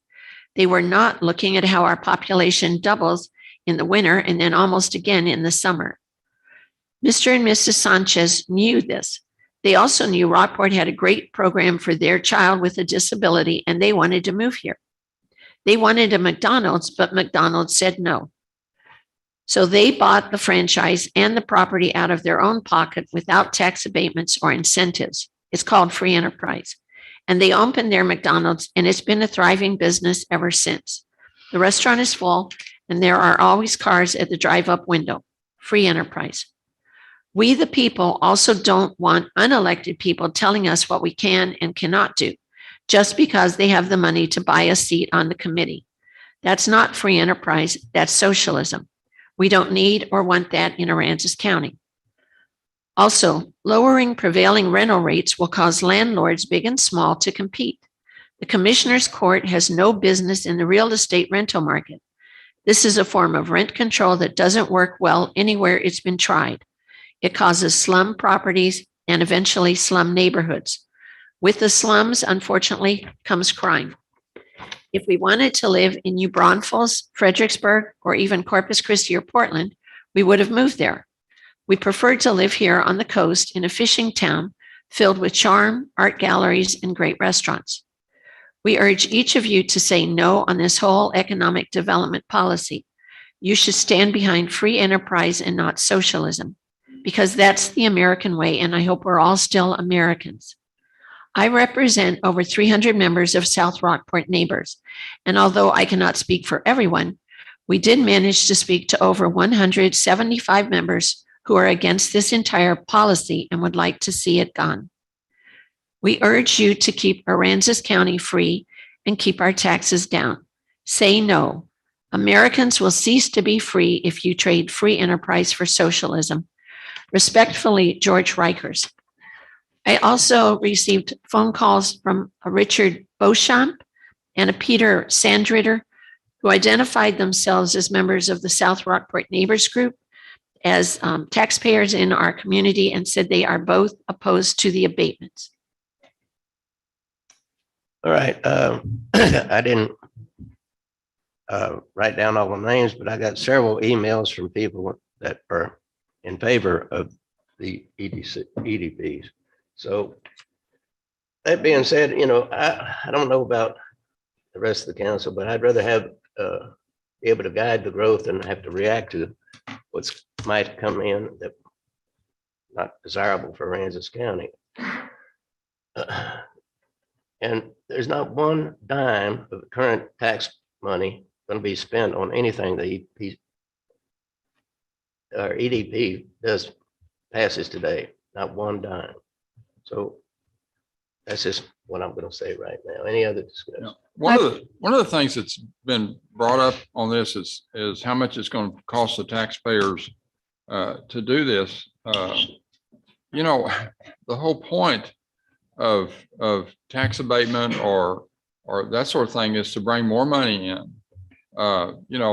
If you've got a piece of property out there that's worth $2,500 or $25,000 and you're paying taxes on it right now, okay? Well, somebody comes in and they want to do a 5-year abatement. That's going to go up every 5 years. Every year from the amount that you originally were paying on it. You're not, the public is not paying for that growth. It's the people that's making the investment that's willing to pay the additional taxes as they go. They just want to be taxed at a reasonable rate to growth. And of course, I'm in favor of the 5-year max. I think the 8-year max in there is good, and that's something that certainly can be looked at, and I would go for that. But this is not costing the taxpayers money. The tax rolls are not going to go down the amount that we get because we offer an abatement to somebody. They're going to go up. And we are so far lopsided on residential versus commercial as to I think we're like 82% residential burden on the tax base rather than commercial, something like that. So this argument that this is going to cost taxpayers money, I don't understand it. I really just don't understand it. Now, if you got two businesses out there that are competing, the gentleman here earlier today was talking about he never looked for or got any tax abatements. I don't know what business he's in. I have no idea. But I guarantee you, if somebody came down and gave him some sort of step increase in the taxes, that he would certainly consider it. He may not go for it, but he would consider it, depending upon what the arguments were with it. But this, how much it's going to cost you is not a valid argument. It's how much am I going to get over, how much is my tax rate going to get for the county, for the city, for the NAV district, for everybody, for the school district, everything. How much is it going to increase over a 5 or 6 or 7 year period? It's not how much I'm going to lose. It's how much am I going to gain? So I understand the argument. I understand that people are very adamant about their arguments on both sides of it.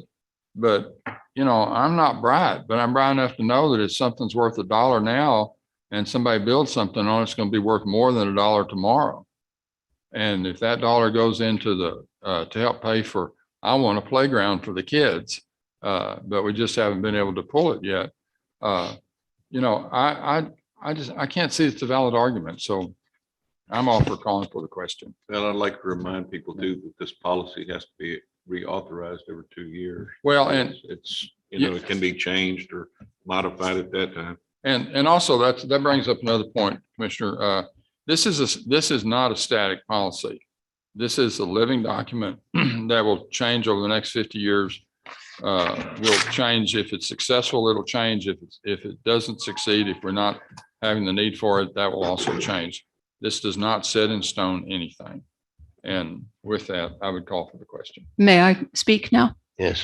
I have really two issues to address to explain why I don't support this policy.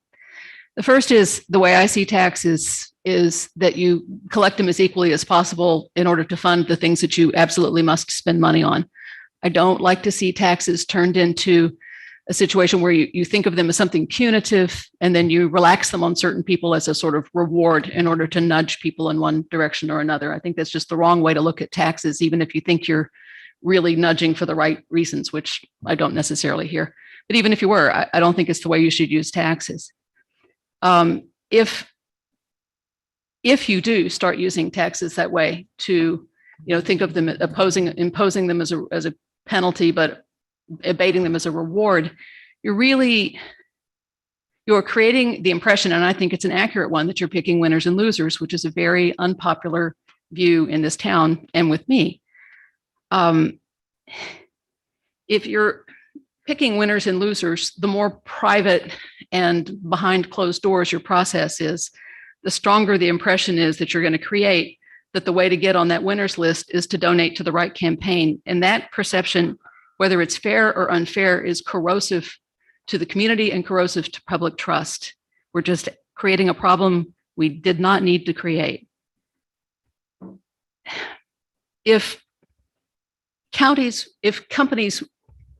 we perceive that companies are reluctant to move here and we want them to come, and they're saying they won't come unless we give them a tax break, we shouldn't be looking at how do we give them a tax break. We should be looking at what's stopping them from thinking this is a good place to relocate. We're probably doing something that's making it unpleasant for them, or failing to do something that would make it pleasant for them. I think infrastructure is a great place to concentrate for making it attractive for companies to come here, not tax breaks. The second thing is the supermajority. I realize that the Texas legislature has foisted this on us. We don't have any choice about it. If we adopt one of these policies, we aren't allowed to amend or rescind it within the next 2 years without a supermajority. We can't change that. But I will point out that got put in by lobbying, and it's a barbed hook. You don't use barbed hooks when you think people are about to swallow something they're going to love. You use barbed hooks when you think people are about to swallow something they're going to have buyer's remorse about. So you make it really harder for them to get out than it was for them to get in. Now, that's the law and I can't change it, but let's think about why it's the law. We ought to be really cautious. We've been given a really big red flag that there's a reason why we're going to want to change it later, and it's going to be hard for us. I think it's better not to get into it at all under those circumstances, but given that clearly there's going to be the votes to get into it, I think the next best thing to do is to apply that same harder to get in standard both to the policy, but that's a losing argument. I would need 4 votes today and I'm not going to get them. But also, I think it makes sense to apply it to future agreements. There is no harm whatever in making it difficult to approve future agreements any more than if that's harmful, then we should consider that it's equally harmful to get into a policy we won't be able to get out of without a supermajority vote. All it does is even the playing field between getting in and easing back out. And that's why I continue to support both a supermajority to approve the policy, but failing that, a supermajority to approve future agreements when they come up. I also agree with Commissioner Cheney that 5 years would be a better maximum than 8. And as far as my constituents and how they've contacted me, I can't say that I've gotten a clear majority vote one way or another. I have been contacted by a lot of people. None of them have asked me to read their statements today. I do occasionally get emails or phone calls from people saying, please vote no. And I've always said, I've been saying no all along, and I haven't changed my view. So they know where I'm coming from. Were there people in the audience that wanted to speak on this, Judge? Give them a chance. Anybody want to come up to the mic?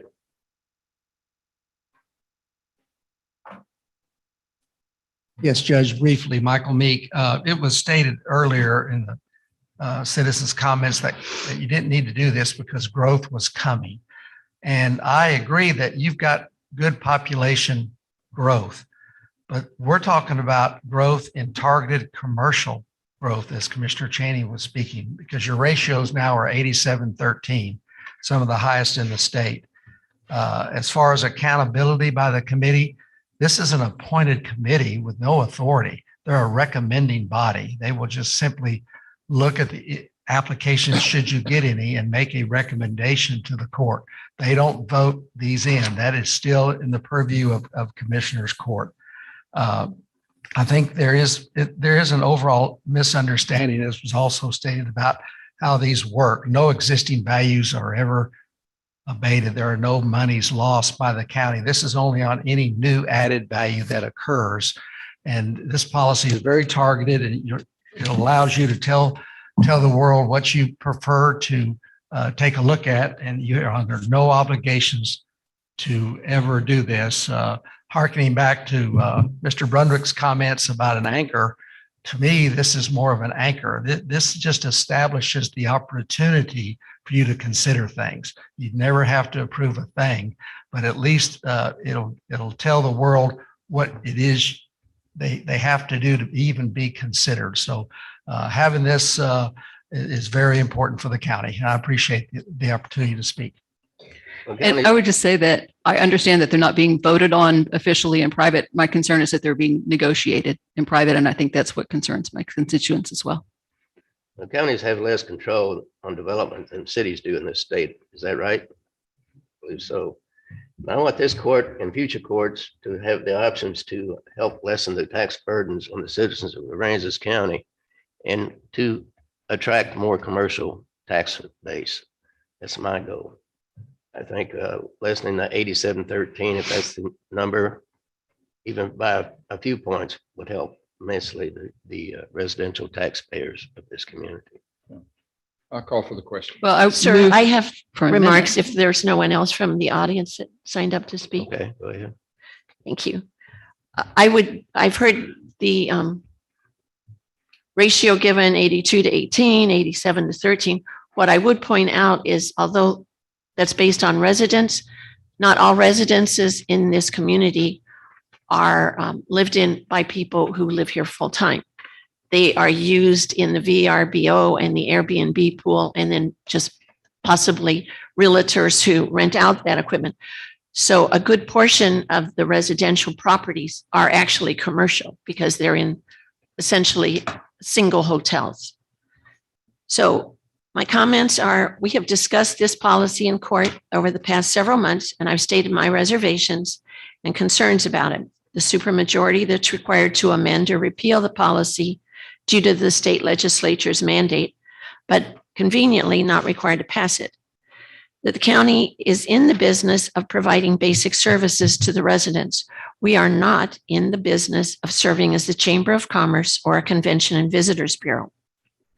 We have many arts-affiliated agencies which reside in Aransas County. The county government is not in the business of recruiting more. That the county provides a public library, but we are not in the business of providing literacy education. Our facilities could be used by the public for this purpose if an organization or volunteer wishes to do so. If a selection committee for the applications is to be appointed, we don't even discuss how that would happen in this policy. Each member of the court should be allowed one appointee.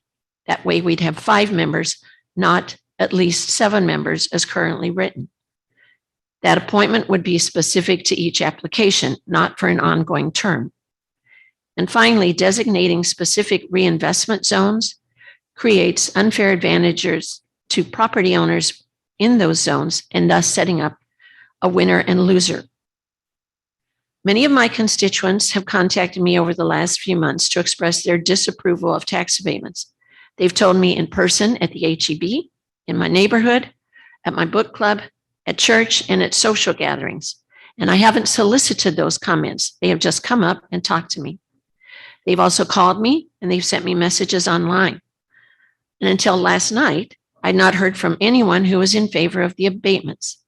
However, yesterday evening, John Heffron and I had a good phone conversation about this topic, and I agreed to read his comments into the court's records today, which I've done.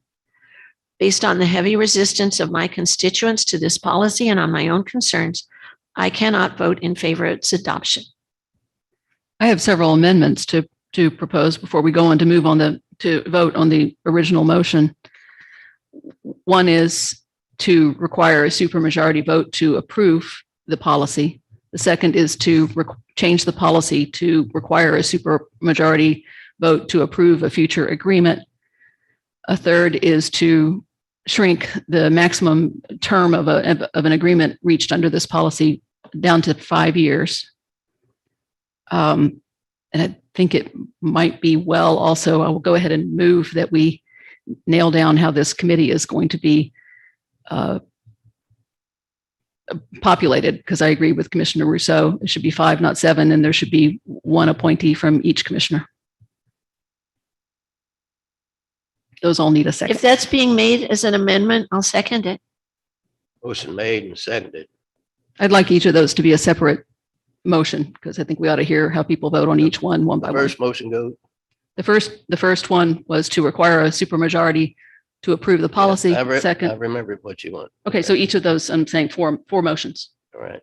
You want the first motion to be the supermajority. To approve the policy itself. Yes. Motion made and seconded. Yes, sir. Any questions? Roll call. Commissioner Cheney, No. Commissioner Casterline, No. Commissioner Russo, Aye. Commissioner Laubach, Aye. Judge Mills. No. 3 against, 2 for. We're fine. Okay, then the second one would be a supermajority for future agreements. I'll second that. Motion made and seconded. Any discussion? Roll call. Commissioner Cheney, No. Commissioner Casterline, No. Commissioner Russo, Aye. Commissioner Laubach, Aye. Judge Mills. No. 3 against, 2 for. And the third, 5 years. Shrinking the term of future agreements to 5 years. I second that. motion made and seconded. Any discussion? I like the 5 years, but I think we have to have at least some little wiggle worm there. So I would say no. All right. Ready to vote? Yeah. Commissioner Cheney, No. Commissioner Casterline, No. Commissioner Russo, Aye. Commissioner Laubach, Aye. Judge Mills. No. 3 against, 2 for. And the fourth is to shrink the evaluation committee to 5 members and to have each commissioner in charge of appointing 1 member. I second that. Motion made and seconded. Any discussion? Roll call. Commissioner Cheney, No. Commissioner Casterline, No. Commissioner Russo, Aye. Commissioner Laubach, Aye. Judge Mills. No. 3 against, 2 for. Now, original. Motion. On the original. On the original, yes. Call the question. Call question on the original motion. Any question? Roll call.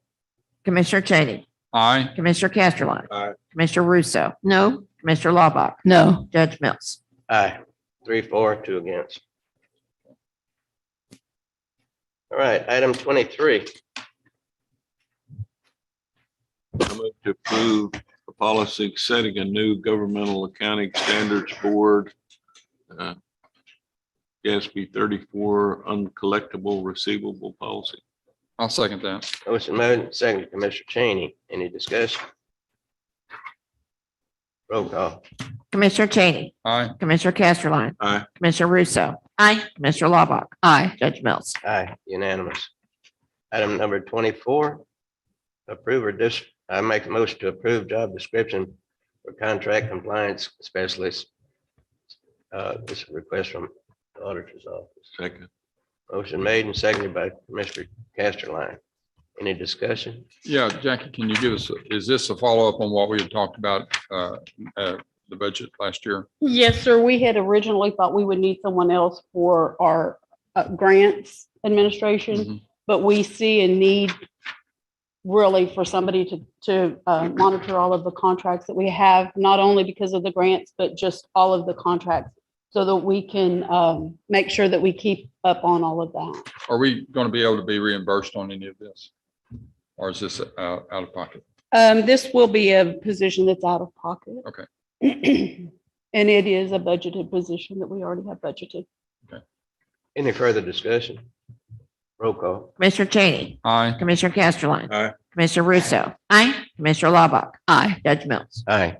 I did Unanimous. want to add, I'm sorry, that this position will be working very closely with the attorney's office. Yes. That's a Thank you. good point. Yes, it is. Item number 25. Approve, I move to approve authorizing the county treasurer to hire for the deputy treasurer payroll clerk position beginning January 24th, 2022, in preparation of the February 28th, 2022 resignation of the current payroll clerk to allow proper payroll training. Funds will be available in the treasurer's budget to cover the overlap in the position. I'll second that. Motion made and seconded. Mr. Cheney, any discussion?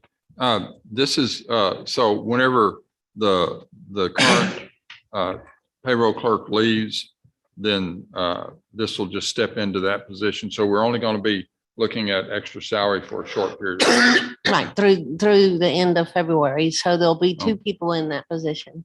Okay, But another one of my treasurer position is going to part-time. So between the difference in the step that the payroll clerk is at now and the one I will be hiring in today and the other treasurer position going to part-time, that will, okay, and I've discussed it with Jackie, it will not go beyond my budget.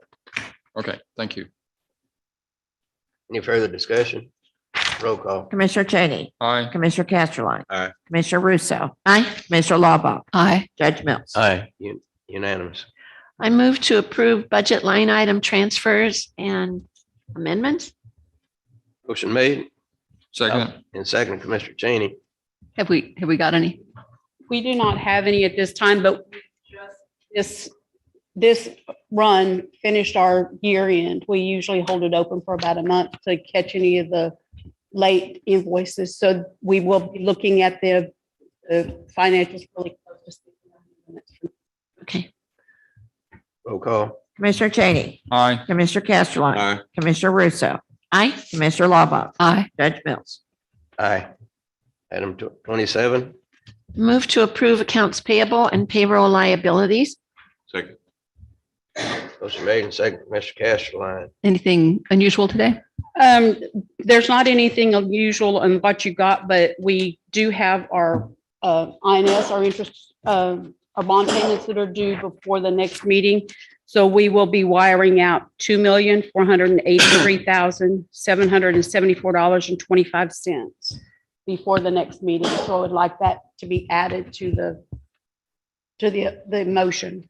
Could you say that number again? I'm sorry, there was coughing.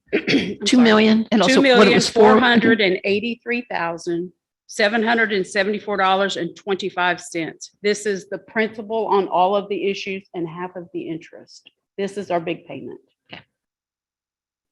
The principal and half of the interest. Yes, ma'am.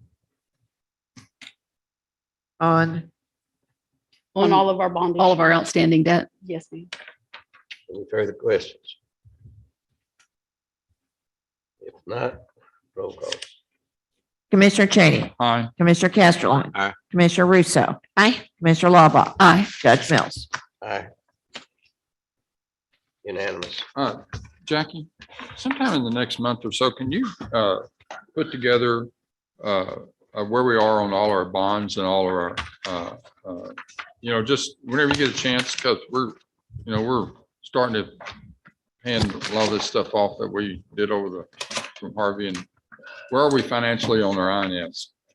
Yes, sir. I actually am working on, I'm going to be giving to commissioners monthly that will have a lot of that information, our grant information, and Great. anything else that we feel like is necessary, maybe even contracts, what we have out. Okay, thank you. Okay, this is the time. Got any reports to read? Okay, any well-elected official and department heads, come on up.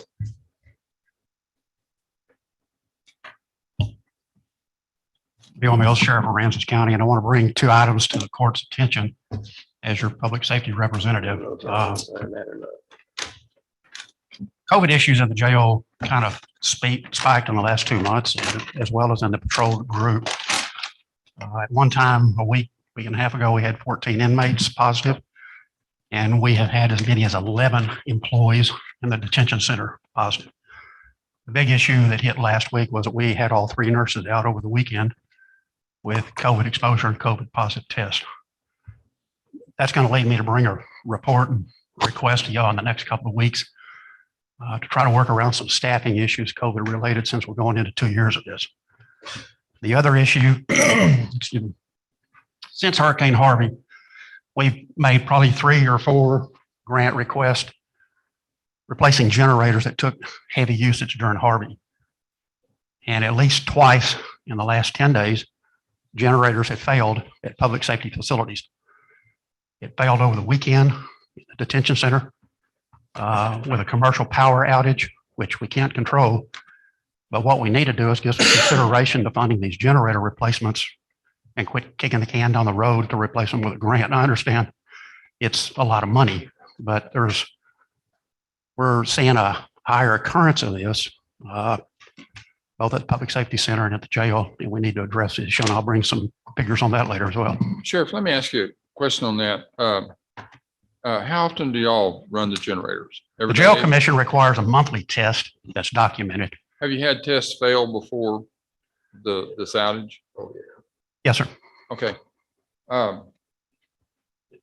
Just as a general rule, and you know, I don't know that there's any scientific stuff that does this. If it fails 3 times in a row, you need to think about replacing it.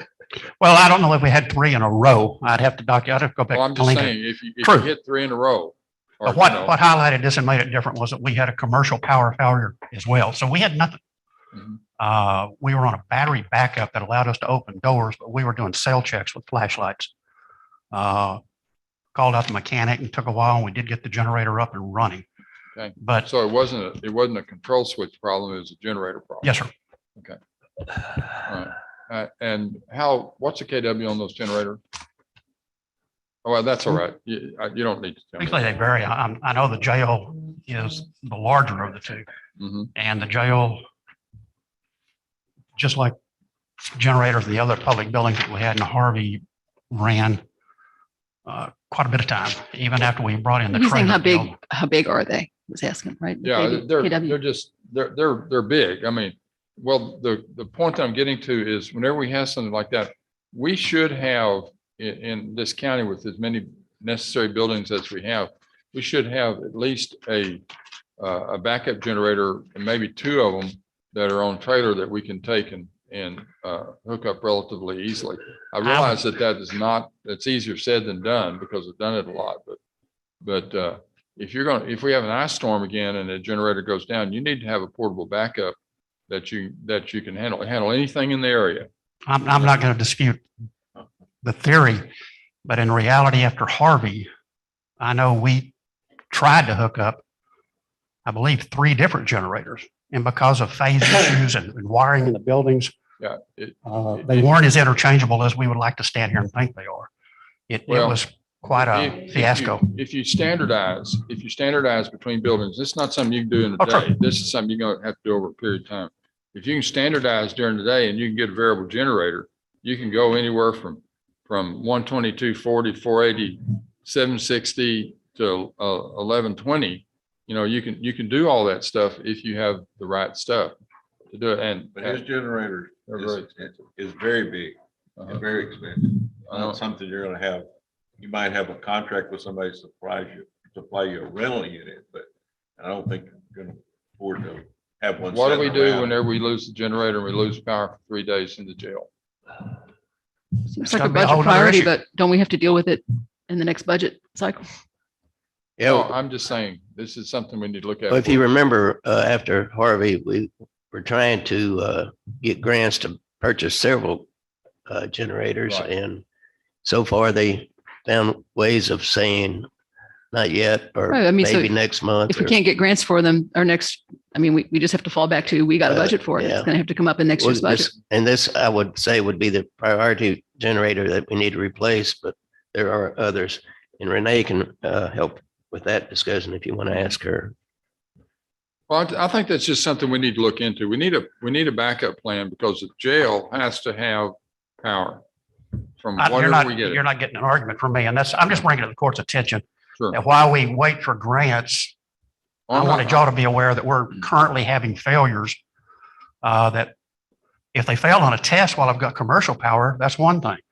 But when they fail with the outage of commercial power, I've got a whole nother issue going on. I'd like to see all of the department heads start putting it in their budget that they're getting ready for next year.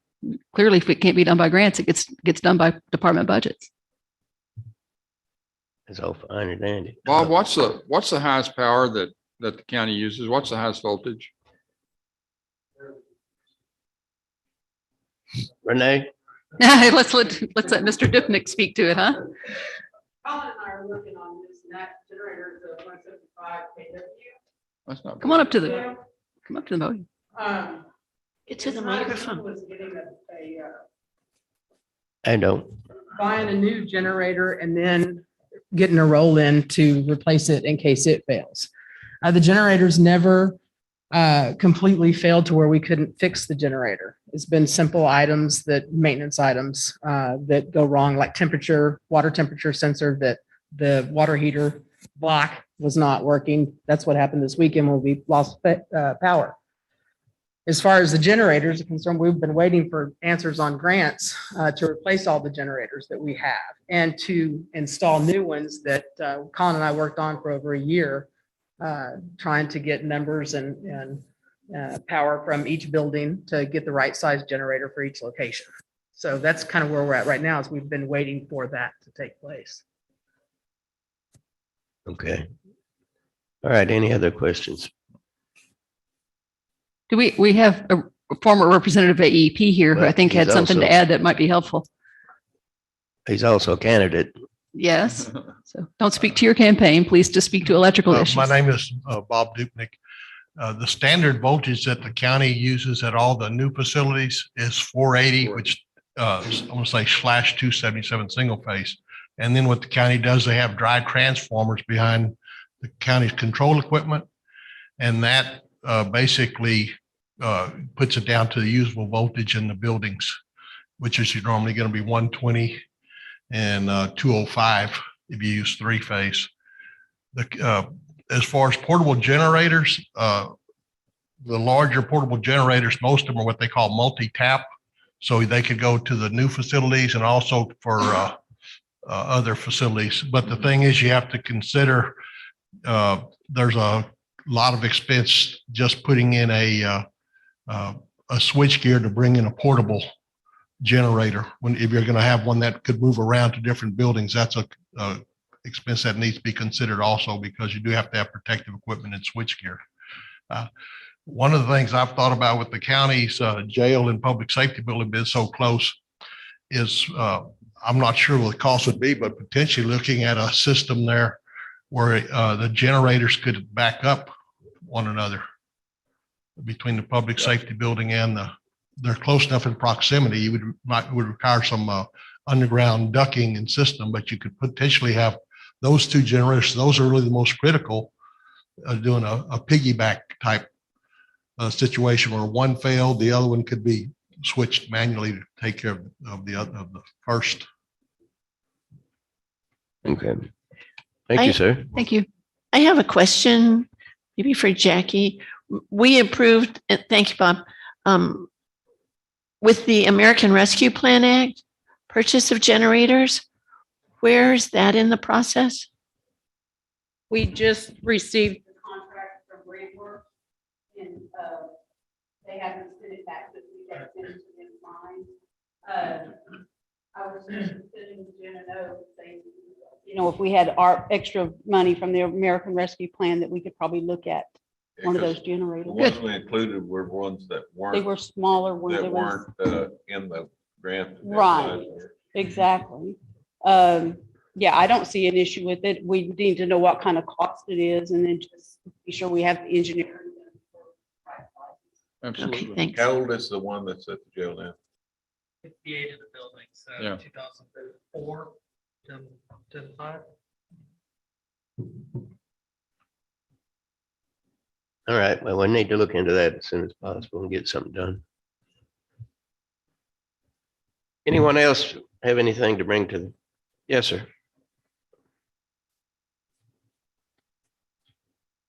I just wanted to mention, give you a couple updates about the upcoming primary election. The deadline to register to vote is the 31st of January. That is coming up rapidly. Also, early voting for the primary election begins on Valentine's Day, February the 14th. And also, I should have mentioned during my presentation for the agenda items, I do plan on doing some type of open house to demonstrate the equipment to the public before we actually use it in the November election. Assuming we do get the equipment back in time from our vendor. All right, thank you. Good information. Yes, sir. Yes, ma'am. I just want to remind you that the new Tether Law outdoor Tether Law went into effect on the 18th. We have 2 already chains, so that's not acceptable anymore. There was a 6-pound chain on the dog, so it was quite extensive. So just remember, if you see it, report it. I can't do anything if I don't know. And don't forget, county licenses are available online, and everyone who owns an animal in Aransas County is supposed to license them for $5. Thank you. With a valid rabies certificate. All I've ever bought is a rabies certificate. I'm supposed to be getting a county license too? I didn't even know. Yes, ma'am. Okay. Okay. Finer. So Mostly with an animal can't be tied with anything? Or I think that should be stated. It cannot be a chain, a link deal. Cable. Can be walked on one as a Wow. leash and it's a whole thing. I know, but Tie out laws have changed and structure as well. Has to be a dog house. Lord- Can't be a kennel with a blanket on it. Has to be a structure. Lori, is it possible I've been paying a county fee through my vet when I get my rabies license, or is that not something you see? It's really something completely separate. Okay. All right, if nothing else, we're going to go into closed session to discuss insurance matters pursuant to section 551.071 of the Texas Open Meetings Act. Consult with attorneys regarding advice and legal matters pertaining to